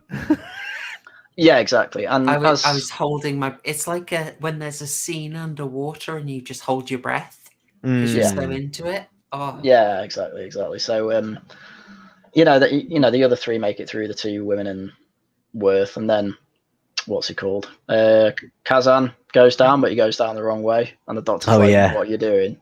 Like, come this way." So he makes it to the floor on the other side and then starts walking across. And she's like, "Cool, he's coming this way," and he's being quiet. And then the other two are like, nah. And then he gets like the leg of his trouser caught in the locker on the safe on the door at the bottom. Yeah. And she's just like, oh, fine. So helps him out there. And the whole time he's just like, how's he not screamed yet? Because you are like, oh my god, what's gonna happen? So eventually he does make it, and you're kind of like relieved because then it's Quentin's turn, and they're all kind of watching through, waiting for him. And as he gets to the bottom, like there's been tremors going throughout that like make a noise every time, and that's kind of the first proper noise you hear. And they're like, oh god, is it that gonna activate it? And he's like still as he can be, and it's like, it's okay, it's programmed to ignore that. And then Kazan smiles and then goes, yay. And then Quentin's like, oh my god, and does gymnastics through the thing before the spikes can get him. So really good tension. They all made it, and then Quentin's obviously really annoyed because he's nearly been killed, by Kazan. So he starts trying to beat him up, and yeah, this is when kind of quite a lot of characters turn. This is when you start seeing Quentin being a bit more insane, we'll say, I guess. It's when his sanity's starting to turn. Holloway's getting a bit more assertive, basically questioning his authority and things like that. Yeah, I was kind of annoyed at her this bit because she says to him like, "Oh," because basically he says earlier that he has three boys and a wife, well, an ex-wife, and so because of this, she starts attacking him on that, which I thought was like, what? I was like, wow, this is really mean. Totally in character, by the way. But she says like, "Oh, you know, you after he's kind of threatened Kazan, she takes him off him and says, you know, "Oh, you know, clearly you're a violent man. It's probably why your wife left you, because you beat your kids and had a thing for young girls." And I was kind of like, and then he slaps her because she deserved it. But I was like, so it's like, okay, the like threatening thing I get. Why is she calling him a nonce? Because it's like, because how old is Loren? She must be like, she's legal, but she's definitely a lot. She's legal, but she's definitely a lot younger. Yeah, definitely. She's very petite, I think, and he's pretty big man. And to be fair, I don't think she necessarily meant it in a noncy way. I think it was just more like, you know, you like younger girls. Yeah, but in a way that, you know, came across as disrespectful to him. Yeah, because he's about what? He must be in his 30s. 30, surely must be. I think it's feeding into the idea that he's a really hierarchical guy. You know, he's the alpha. He's a total Chad, so he wants younger women. Yeah, but she's basing it off what he's been saying to Loren, which I'm like, you know, he says, "Oh, you know, when we get out, it'll be a date," because she says, "I'll cook a dinner for him," and I'm just like that. Yeah. Why are you attacking him for that, man? Well, it's for fans of RuPaul's Drag Race. He does read her to filth after this in quite a. I don't think you'd see it in a film today, would you? Oh yeah. What do you mean? Which bit? When he turns on her. You know, she's read him very accurately, and then he reads her. What is it? Yeah, what does he say? Brutal. He basically says that she's run out of eggs. Oh yeah, she fucking Stefan Molyneux her, doesn't he? Yeah. He gives her the old empty egg cart, and he says she's a cat lady who stinks of urine. You know, and it's all dried up, and it's brutal. Yeah, man. At that point, I didn't know who I was siding with. I thought, Quentin, man, you went all in, and I think you've come out on top of this one. She was shell shocked. She was like, "What?" It's like, you dish it out. Thank you, film. Very based. I think that there's a lot of stuff I think that wouldn't really get through if they. I was going to say if they remade it. They did actually remake it, and it was released. Would you believe it? This month. Only 4 days ago, the Japanese remake. Oh yeah. You are joking, really? Seriously, yeah, I fancy checking it out. It came out on the 22nd, but there's just some stuff about this, about say the casting here and the insults he can level at her. That is very that I think might get trimmed. You know. Yeah. Especially for Western audiences, we'll say. Yeah. And I think the Japanese will just be like based. Well, yeah, Squid Game. Remember how based Squid Game was occasionally? Oh yeah. Where it's just like team up women. No. Yeah. Oh yeah. Yeah. So as I said again, I mean those two after Ren were probably my favorite characters, just because they were like, even when they were like proper having a go at each other, it's still like, oh, this is great. This is what I'd say to women that were annoying me. Oh, now I have to watch it. Thank you, Slime Talks. I have to. Oh, I love it. Yeah. So, well, after all that, they find out that they're actually at the edge of the box. They had a clear goal. Mm-hmm. They had a strategy that made sense. Yeah. So, you know, they're like, well, we're kind of stuck here. Is there anything we can do on the outside? And they have the idea of, Quentin has the idea, of kind of dangling out, we'll make a rope out of clothes and I'll go on it. And like this is what I really like about Quentin. He was always kind of lead by example, which is why I was a bit more annoyed at Holloway, because she is the one on the outside there, but that's after Levin kind of says, no, I'll do it instead because I'm the lightest. And then, yeah, she's like, no, you've got more to live for because you've got eggs. I've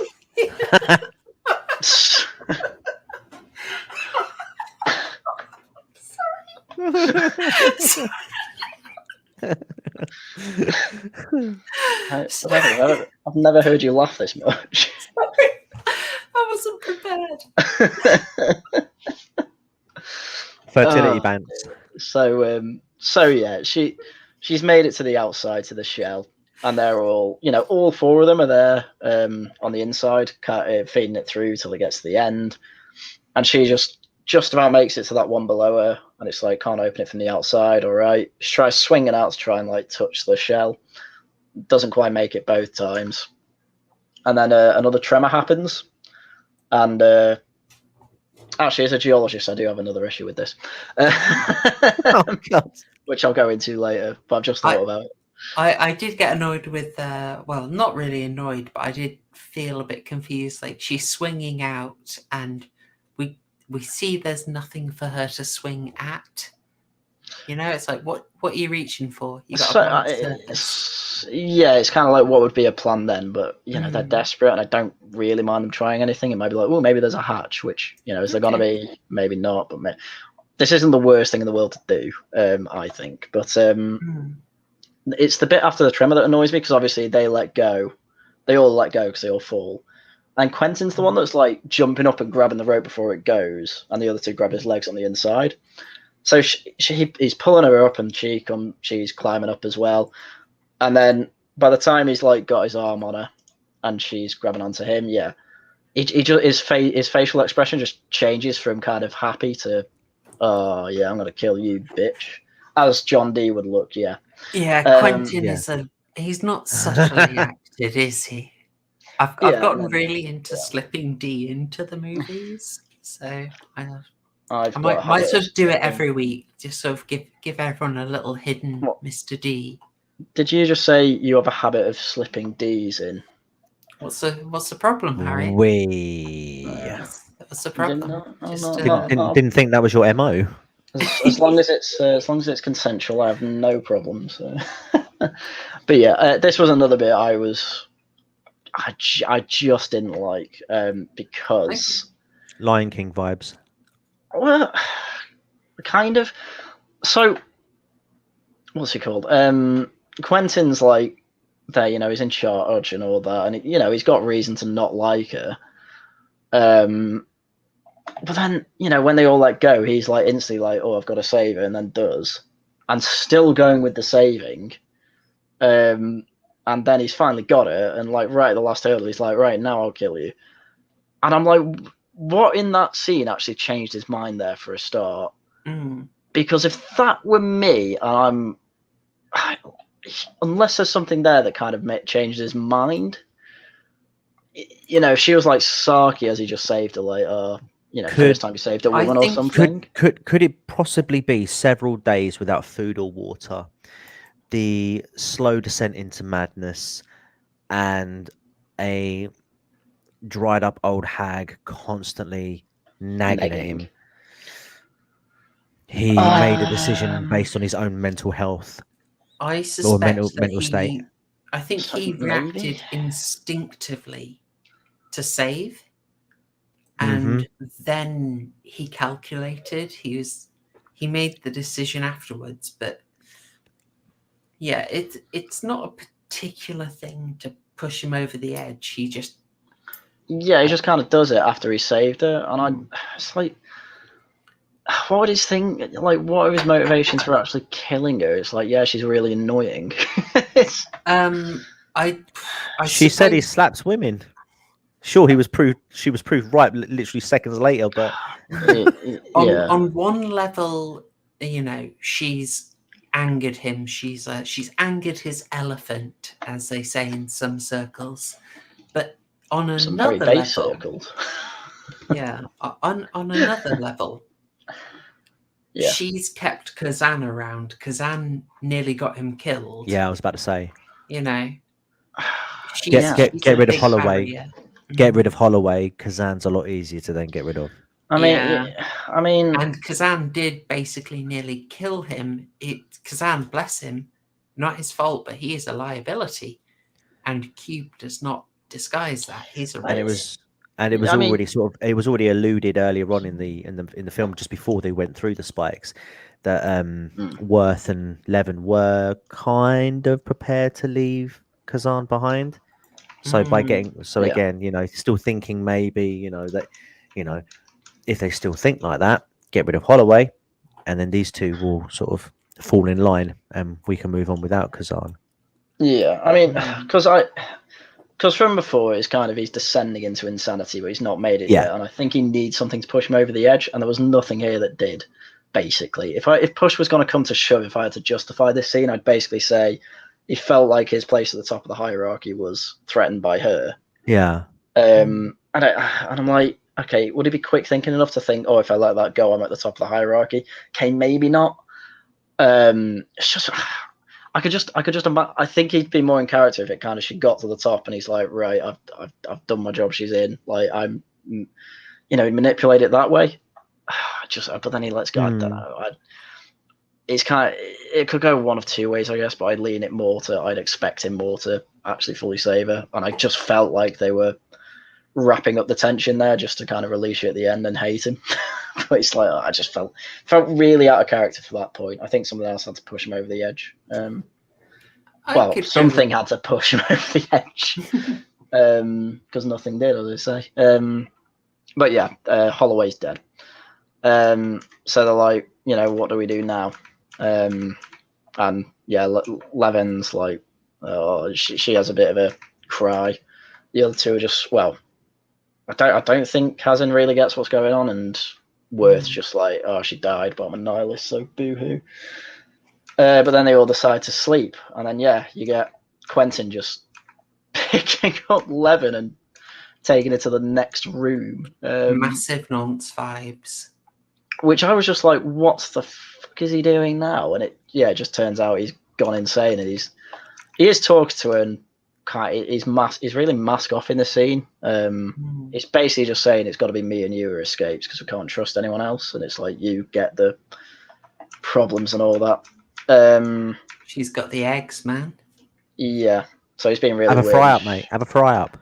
Yeah, so he's just being really weird, and she's just having none of it, obviously, because she's, well, not naive, but oh god, he even grabs her at the end as well.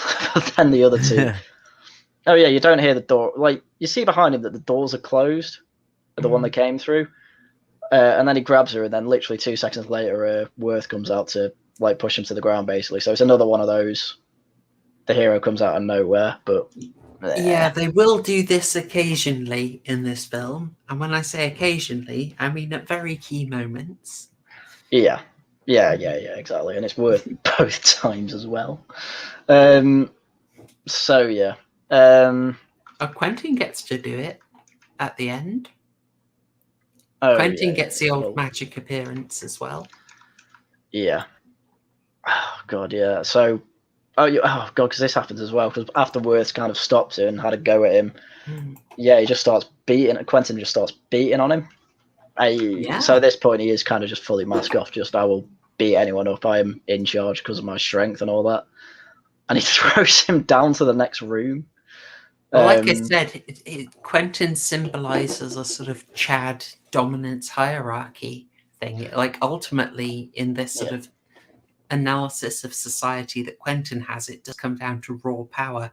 I mean, it is not a coincidence that it's the boot that is used to beat him, you know?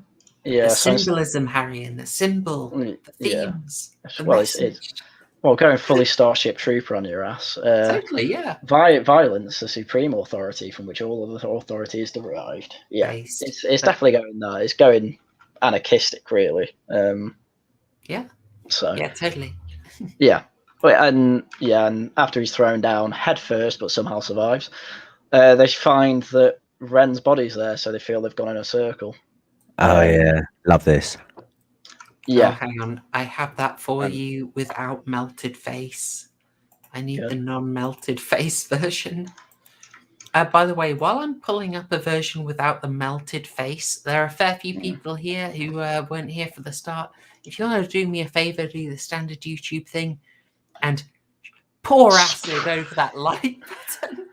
You get a wireframe and smash it through that like button. Oh, yeah. And take those videos and just sort of spread them around like you were dropping a doctor out of a giant construct in the desert. How about that? Share this video about like you're a slag sharing your eggs. Oh, absolutely. You know what they say, guys, on YouTube? No likes, no eggs. Smash that like button and prove your egg cut. One like equals one more egg. Absolutely, boys. Oh dear. Show you're in your prime. Be a prime power for this stream, etc. Okay, we've done it. We said it. Let's move on. Incredible. So terrible. So yeah. So after he's realised he's walked in, well, they feel like they've walked in circles. Quentin, you know, he picks up Levin and is like, check the numbers. Come on, we've got to find a way out of here and all that. And he's just kind of realising that his way of almost trying to force people to do things isn't going to work because she fights back a bit and is like, you know, stop it, you're freaking me out and all that. And then Worth gets up and he realizes, hang on, we've gone horizontally. This door wasn't at the edge of the cube, so he's realized that the tremors make things move. And then they try and add more rules to it, which is, again, this broke my brain. So, I mean, there's another issue here as well, right? So she has another look at the numbers. And then she's like, oh, these aren't just coordinates of where they are. It's coordinates of where they start. And it's like coordinates of where they're going. And like, it's a whole map of where they go and when, from the sounds of it. And they're like, you get that in 3 numbers? And she's like, yeah. And it's like, you can't get that from 3 numbers because the 3 numbers are the coordinates. At least that's what I remember. I might have got details wrong there. But so then she starts, and that's when she realizes, oh, it's not just prime numbers, it's powers of prime. And I've realized an issue with that. So then she starts doing, right, this really triggered me. She then like sat down and you've got these walls and like the metal bits are actually metal. She's scratching on them with a plastic button. Yeah, that wound me up. All right, And if I'm there like- was one thing about this film, it would be the fact that she's scratching into metal with a button. Yeah, How it's did like, I never notice this? oh, it's great. She's Oh like my clearly God. just she's clearly just like scraping across it with a button and it's not doing anything. But I like trying really hard to hide it, and I'm just like, yeah, that's not how. Like, look, right, okay. From a geologist here, right? We do a test with minerals, right? So you either have a copper coin on you or a steel knife, and basically they come on a hardness scale. So a copper coin's about a 3, steel knife's about a 5, right? Mm. So in this case, right, steel's about a 5 on that scale, right? A button would be something like 2. So the steel scratches the button and not the other way around. And because it's so frictionless, there's no way you're going to get any scratches on it. But I get it. She needed to do this long maths equation because it sounds cool and sounds intelligent, right? Fine. I'll She's ignore just Harry it. Kimming, right? Yeah. And then, yeah, she's like, and then Quentin, who, oh, I really hated this bit as well. She finishes this big long equation and she's like, oh, the powers of powers, they do all this, that, and the other. Stuff that didn't make sense to me, right? And then Quentin's like, oh, what does that mean? And she just says, you suck at math. And I'm like, what? How's that fair? It's really complicated. You're being a bitch for no reason. To be fair, he did kind of like try and fertilize some eggs. Yeah, well, you know, so I guess after all that, is, they're probably, you know, they're probably not, you know, on the best of speaking terms by that point. So you can kind of allow that.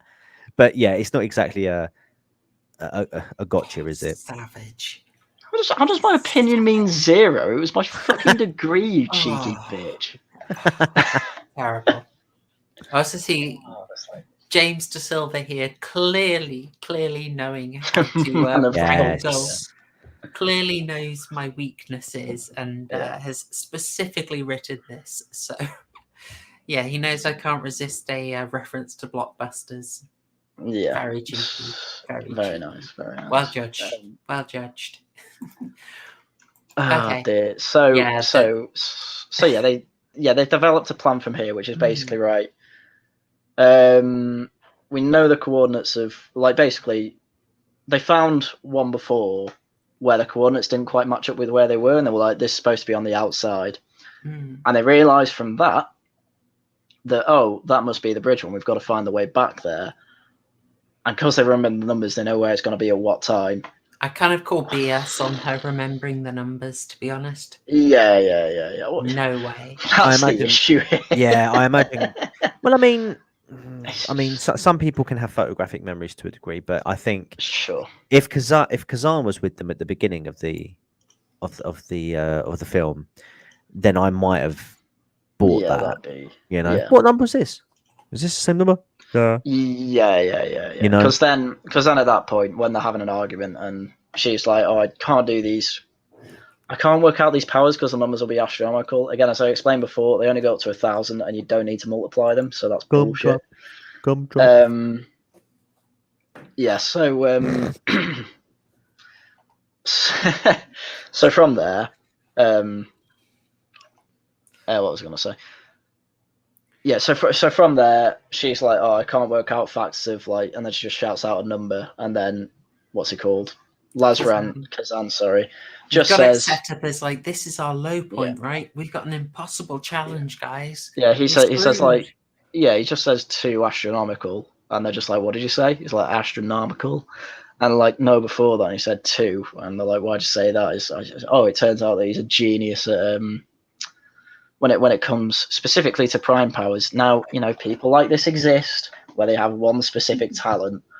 I don't really get how someone who has a really bad time communicating to and from people, how he got to a point where he understands prime powers.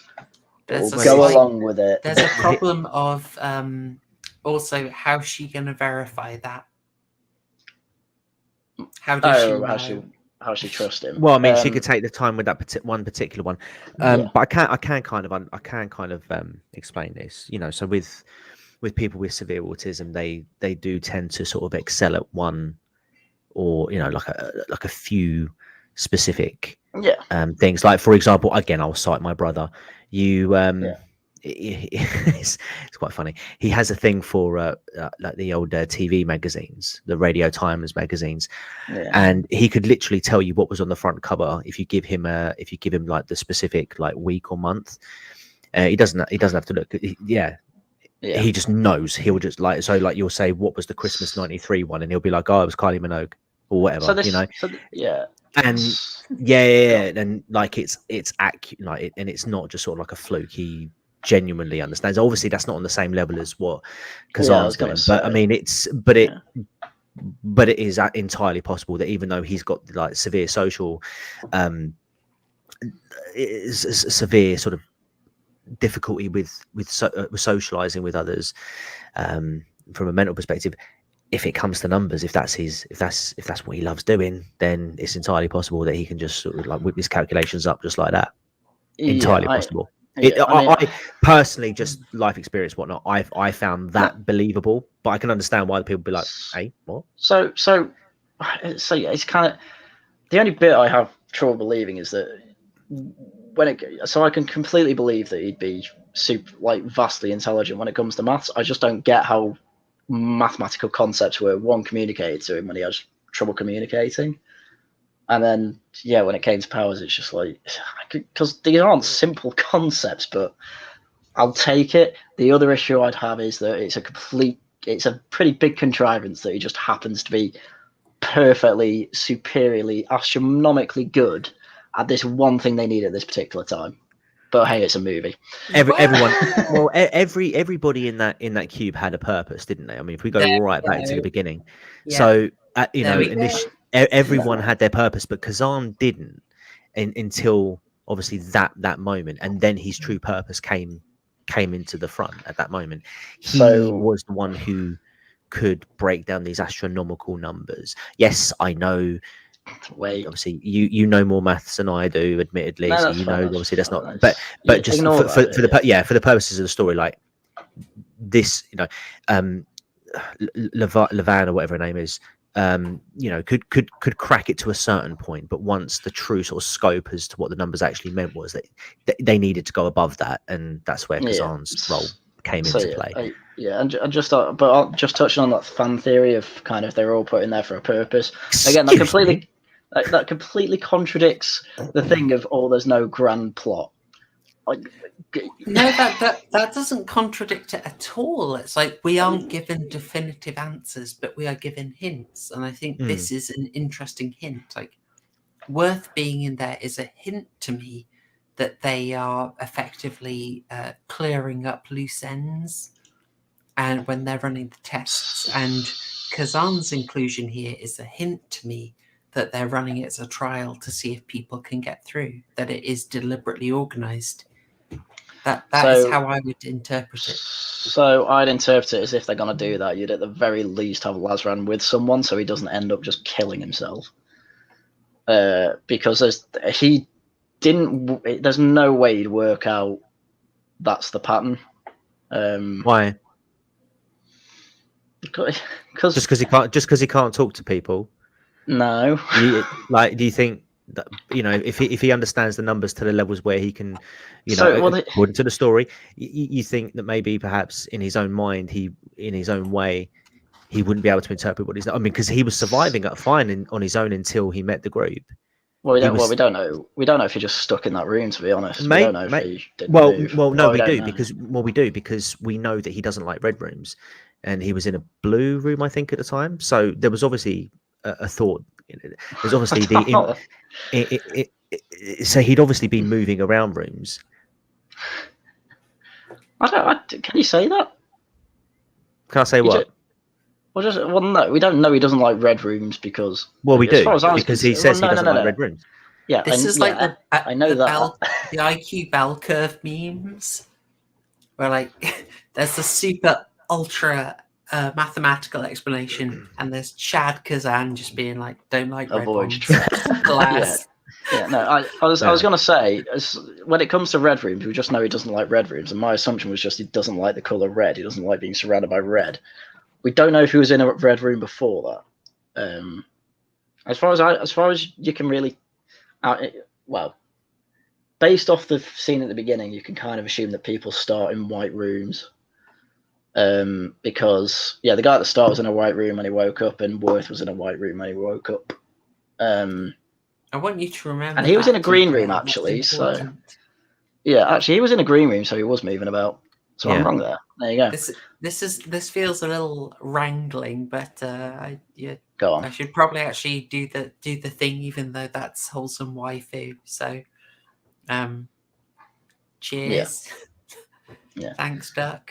I feel I'm being bribed. Okay, let's get back on. Let me make fun of autistic people more now. So, I can't see making the connection that powers of primes would be safe, basically, but whatever, he made it there. If they are trying to test him, I don't know why they wouldn't start these people together, but there's a lot of things I don't get about this movie. There are some that they didn't, though. That's important. Yeah, I mean, there are certain conveniences that need to be achieved in order to make this group, like you say, because obviously, if they were put in one, because obviously they have to meet at some point. So it's entirely plausible that some of them could have died on the way. I mean, who knows? Alderson at the beginning could have potentially been one of the people that they could have met up with. We don't even know if he was if he was intended to be with that group or whether he was just a separate experiment. Again, this is just the film not giving you any sort of information to go with, and I love that. Frustratingly, I love it. Yes. Don't give the full information. Let's speed on, because as Yez is absolutely correct, we have got Super Nanny on our heels. I think we will anger her again this week. Yeah. So I mean, I guess you can just kind of gloss over the next bits. It's like, yeah, well, not really gloss over. So, yeah, we got this bit. So, yeah, they get to the point where they make it to the room that is going to be the bridge, don't they? And Worth at this point is. Wait, do you want to say something? I would. Yeah, I can skip over this because I don't think it's super interesting, but I do want to just point out there are some faults. You know, already the tension was introduced here. Quentin is unstable, and they need to be rid of him, and so it all kicks off after they've sort of the tension is briefly deflated while they work out the key to everything, thanks to Kazan. But then we get back to the message of we need to deal with Quentin. And there's kind of an unconvincing thing where they trap him and then make him drop through a door so it's a bit of cheating. So Worth's like trying to hold doors behind him, but obviously Quentin's stronger.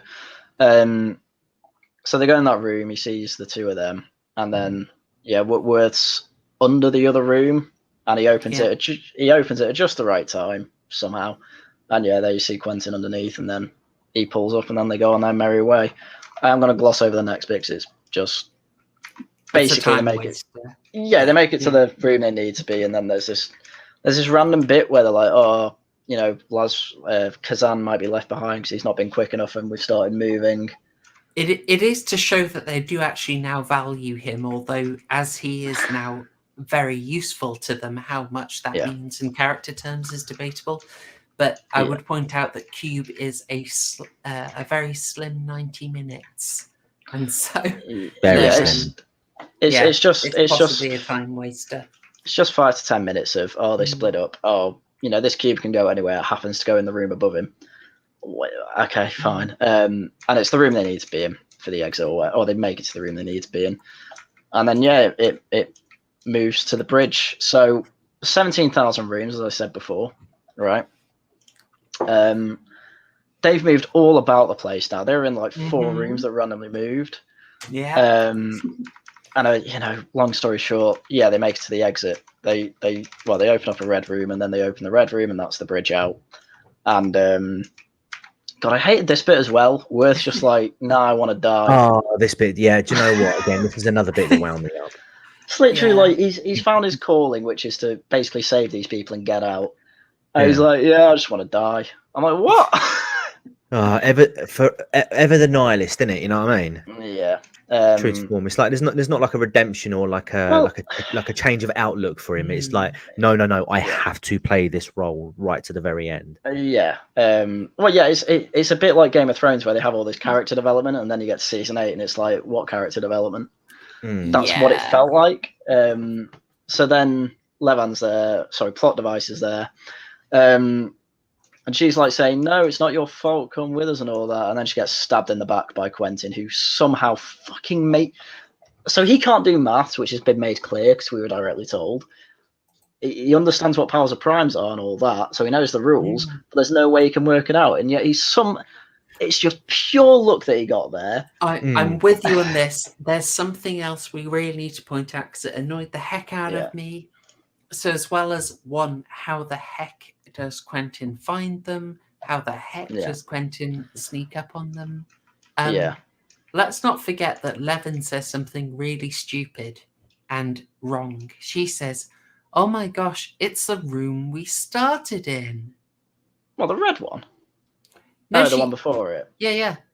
She's like, it's the room we started in. It's like, no, it's not.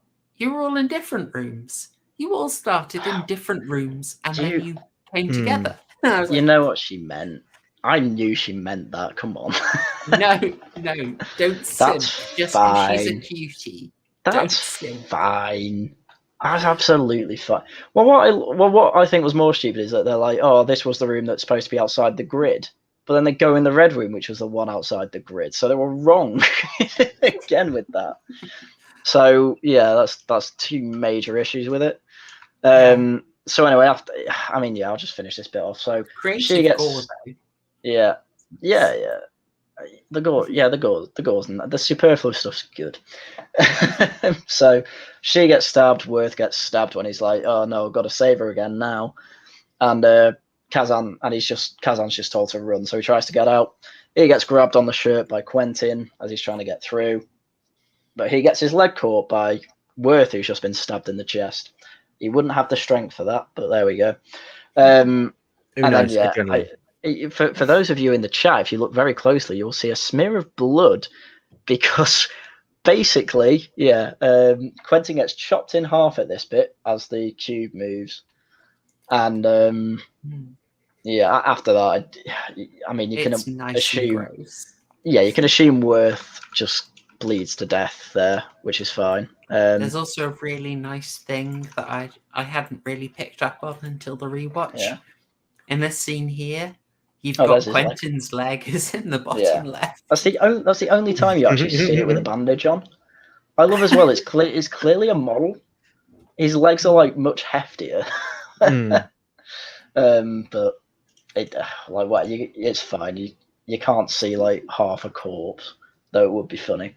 And then I thought it was a really good use of budget saving. Don't have a fake leg. Just have a crew member stick their leg. Yeah. So that, I mean, with that done, all three of them are obviously dead. The only person who makes out is Kazan, and I'm like, great. So basically, if you wanna survive society, be a Chad autist. Chad autist all the way. Remember, this film was making autists the heroes before the Predator made it trendy. Nice. They're all copying. Yeah. I assumed our audience would appreciate that the autist won out, but I mean, symbolically, of course, it has to be Kazan because he's the mystic. He's a seer. He's unknowable. He's not really of our world. And because the cube is effectively life, society, it's a symbol for that. And everyone else is someone just trying to work out what the heck the meaning of life is and how everything works. Really, the only guy who sees it, he sees the light at the end. You've got to be clear to survive. Well, it's someone who isn't going to be able to communicate it back because ultimately it's unknowable. That's the point of it. Yeah, we never find out what was at the bottom of it all. Well, the symbolism obviously here is that he's making it to heaven and the rest are in hell. Yeah, maybe. Well, he's going literally into he gets consumed by white light. What else would you call that? Based in Jesus pilled. Exactly, he's in heaven and the rest brother. left in hell. I mean, I think it's fair to call this massive underground shell with death traps hell. So society is hell, I suppose, but ooh, very Sartre. So, I mean, that's about as much as I'm going into themes because the film's broken fundamentally. I might go much deeper in a separate video, actually, because I feel like I want to go a bit creative learning on it and break it down a lot more than we can do here. But I mean, there was a couple of videos I watched, and I think one was like the philosophy of Cube or something like that. It was all right. I was just going through it, and he's like trying to. I think one of the interpretations was like each cube is a separate corporation, and like you go in and out, and you go in it totally voluntarily, and you kind of your choices to leave are either death traps or fight. I didn't really get it. It was clearly written by a Marxist. Just saying. Well, we didn't see any rainbow-colored rooms. No, that's because if you take the whole of the cube, it's got every colour of the rainbow, and that's the Globo Homo. Well, I was monetized for a while, but I might just shout the M word then. Get it over with. All right, folks. Well, I think we have covered it. I mean, that crime guy. I know you've got to bounce fairly soon, so we'll get to closing thoughts and chats. Chat, do you want to start dropping your scores out of 12? If you're new to the stream, it's out of 12 burgers. Don't ask why. Haryan, you said this is sort of non-functional.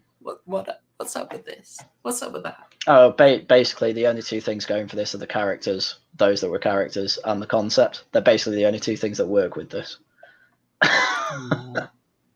Symbolism was epic. How dare you? So Such a mood heaver, man. Such a mood heaver. To be fair, the characters carry it pretty well. As I say, I don't like Levan and Kazan. They're both just plot devices, basically. You know, is it insulting? Yeah, but whatever. I mean, I'll wait for more things to come through. I guess TCG is going to give his. Why didn't you call yourself that cube guy?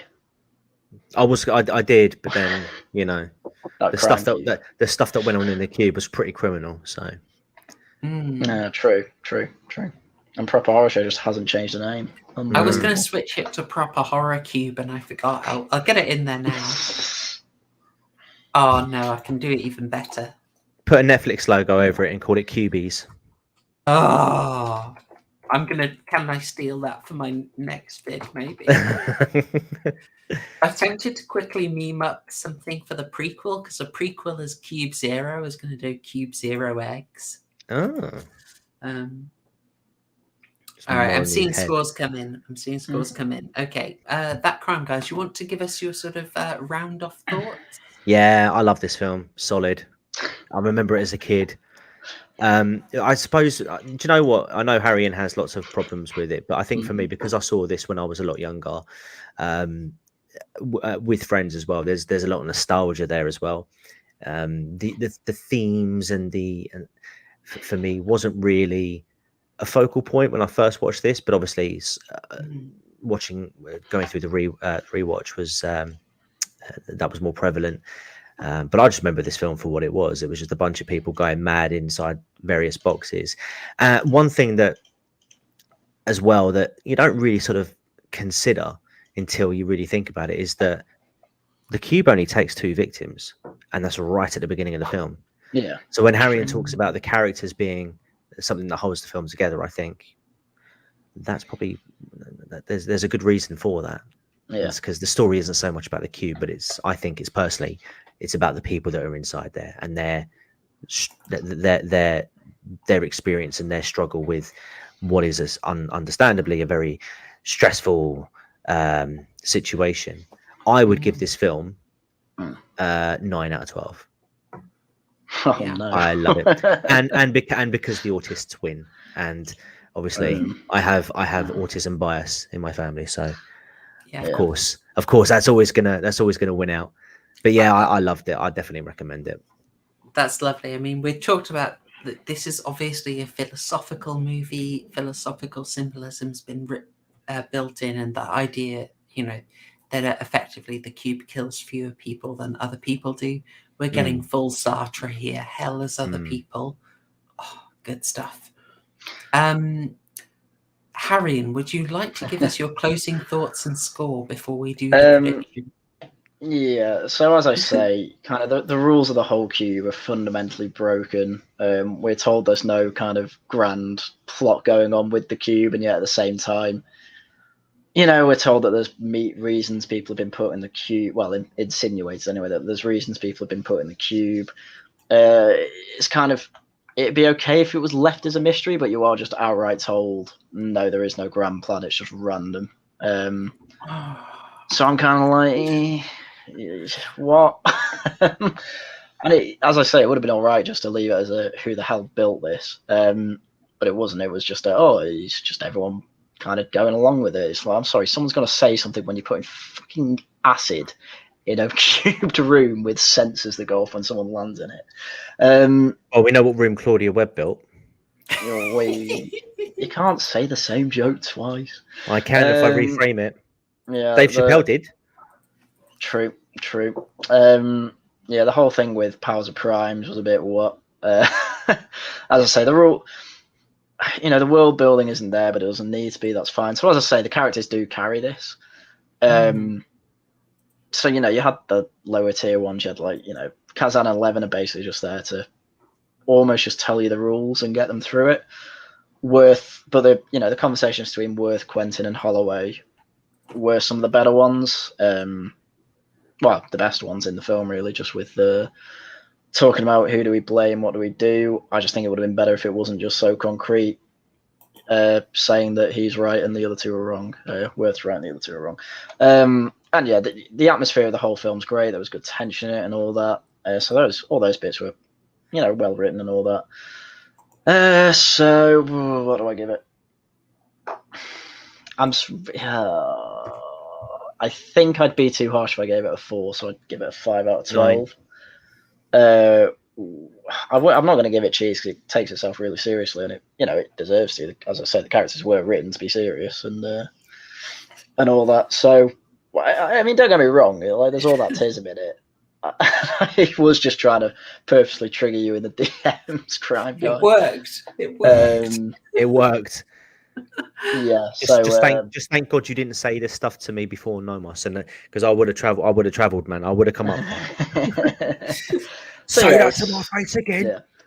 Yeah. So there's quite a lot that is fundamentally flawed in this film, but as I say, the characters carry it through, and because of that, it's about 5 out of 12, just under halfway. I think that's fair from an objective standpoint. It's not gone well. All right, that crime guy. Show him how far off I was. Oh, just muted myself by mistake. Right, let's have a look. Right. Oh, hang on. Prediction for Haryan.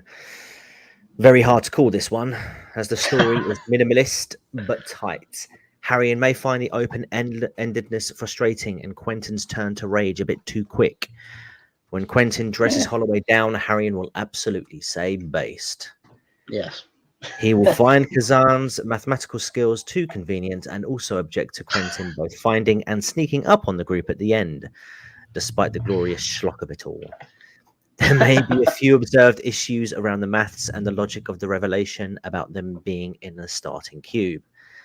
Overall, he will enjoy it and appreciate the premise, the uncompromised observations, and the fast pace of the film. Score-wise, 8 out of 12 burgers, chili sauce, and ketchup. It wasn't.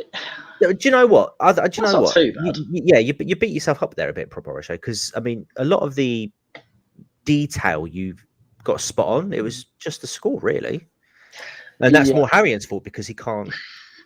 Rate film properly. Because he watches too much Mauler. He gets too much influence. He gets his influence. Hey. He gets no. You're easily influenced by these critics on the YouTube. You don't have your own opinions. See, this is why I have my own independent fact checking, i.e., me. You, on the other hand, Mauler. You even admitted it. Mauler says you do. Oh yeah, that's fine. Yes, I am influenced by them. I won't feel too bad then. I got the detail right, just the sort of vibe maybe a bit off.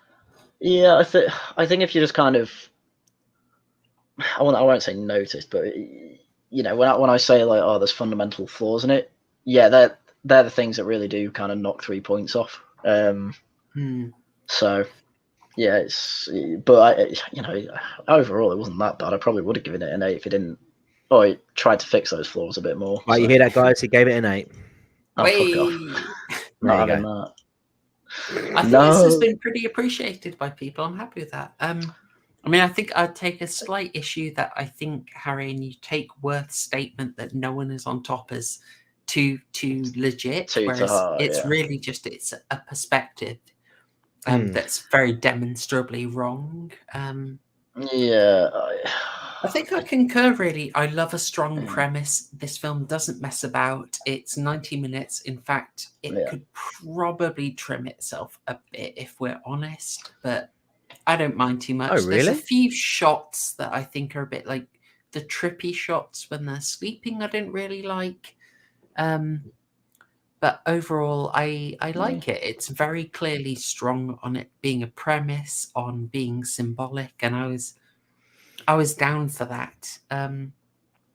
Plus, it had the schlock. People complain about the acting, but I do not mind at all. I love a bit of schlock. It's a bit of unintended cheese for me. Acting was fine, yeah. I think it's a really memorable watch. We've gone way into the symbolism, but I like that it doesn't spell it out much more. I think if it were written today, people would be going really heavy on the symbolism, really spelling it out so much more than they do. Oh, the amount Yeah, the amount of videos that'd be like the cube is anti-capitalist. Oh god, I can Yeah. imagine. It's like they're all doing for Squid Game at the moment. It's Oh, I've not seen that. I mean, from See what I can Squid tell, Game, that's but just yeah. I've heard You'll it's like good. it. You'll like it. Yeah. I'll watch it with Tash. Who doesn't have a choice. Yeah, it's understated in the best way, I think, which seems weird to apply for it, but it does its premise. It doesn't over-explain. I appreciate it, and it gives you plenty of room to theorize. It's a really unforgettable first watch. So for me, a couple of irritating bits with the science where it tries to sound clever and some cheats around the whole we ended up in the same room thing. I'll leave. It's a 10 out of 12 for me. It's a really easy recommendation. Oh yeah, So I recommend it. Yeah. It's 10 out of 12. Bit of cheese, Nice. bit of ketchup. And I would say beyond this, I can't speak to the Japanese remake, but I'm darn curious. And it has a sequel called Hypercube. Cannot recommend it too much. It's a bit of a curiosity. It's too incomprehensible for you to really do much with. So you do end up in a bit of sort of just watching things happen. Whereas the prequel, Cube Zero, also gets a bit messy with over-explaining, but it's a bit more interesting. So I'd probably skip the sequel. I'd go for the prequel if you want to watch more Cube. Cool. That's where I'd leave it. So this was a really good audience choice. Really appreciated it, guys. Great one.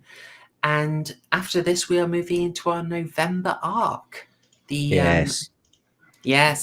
The November arc was chosen by that crime guy, and I think it's a fantastic suggestion. Would you like to tell people? Yes. So, in short, it's horror movies with wrestlers. Yeah. Now, I'm going to be honest, we are going to finalise the details of that because I've got a whole bunch of suggestions. I know TCG has seen someone. I think one that's definitely going in is, what was it, See No Evil? See No Evil, yeah. Has got one of those. That's definitely in.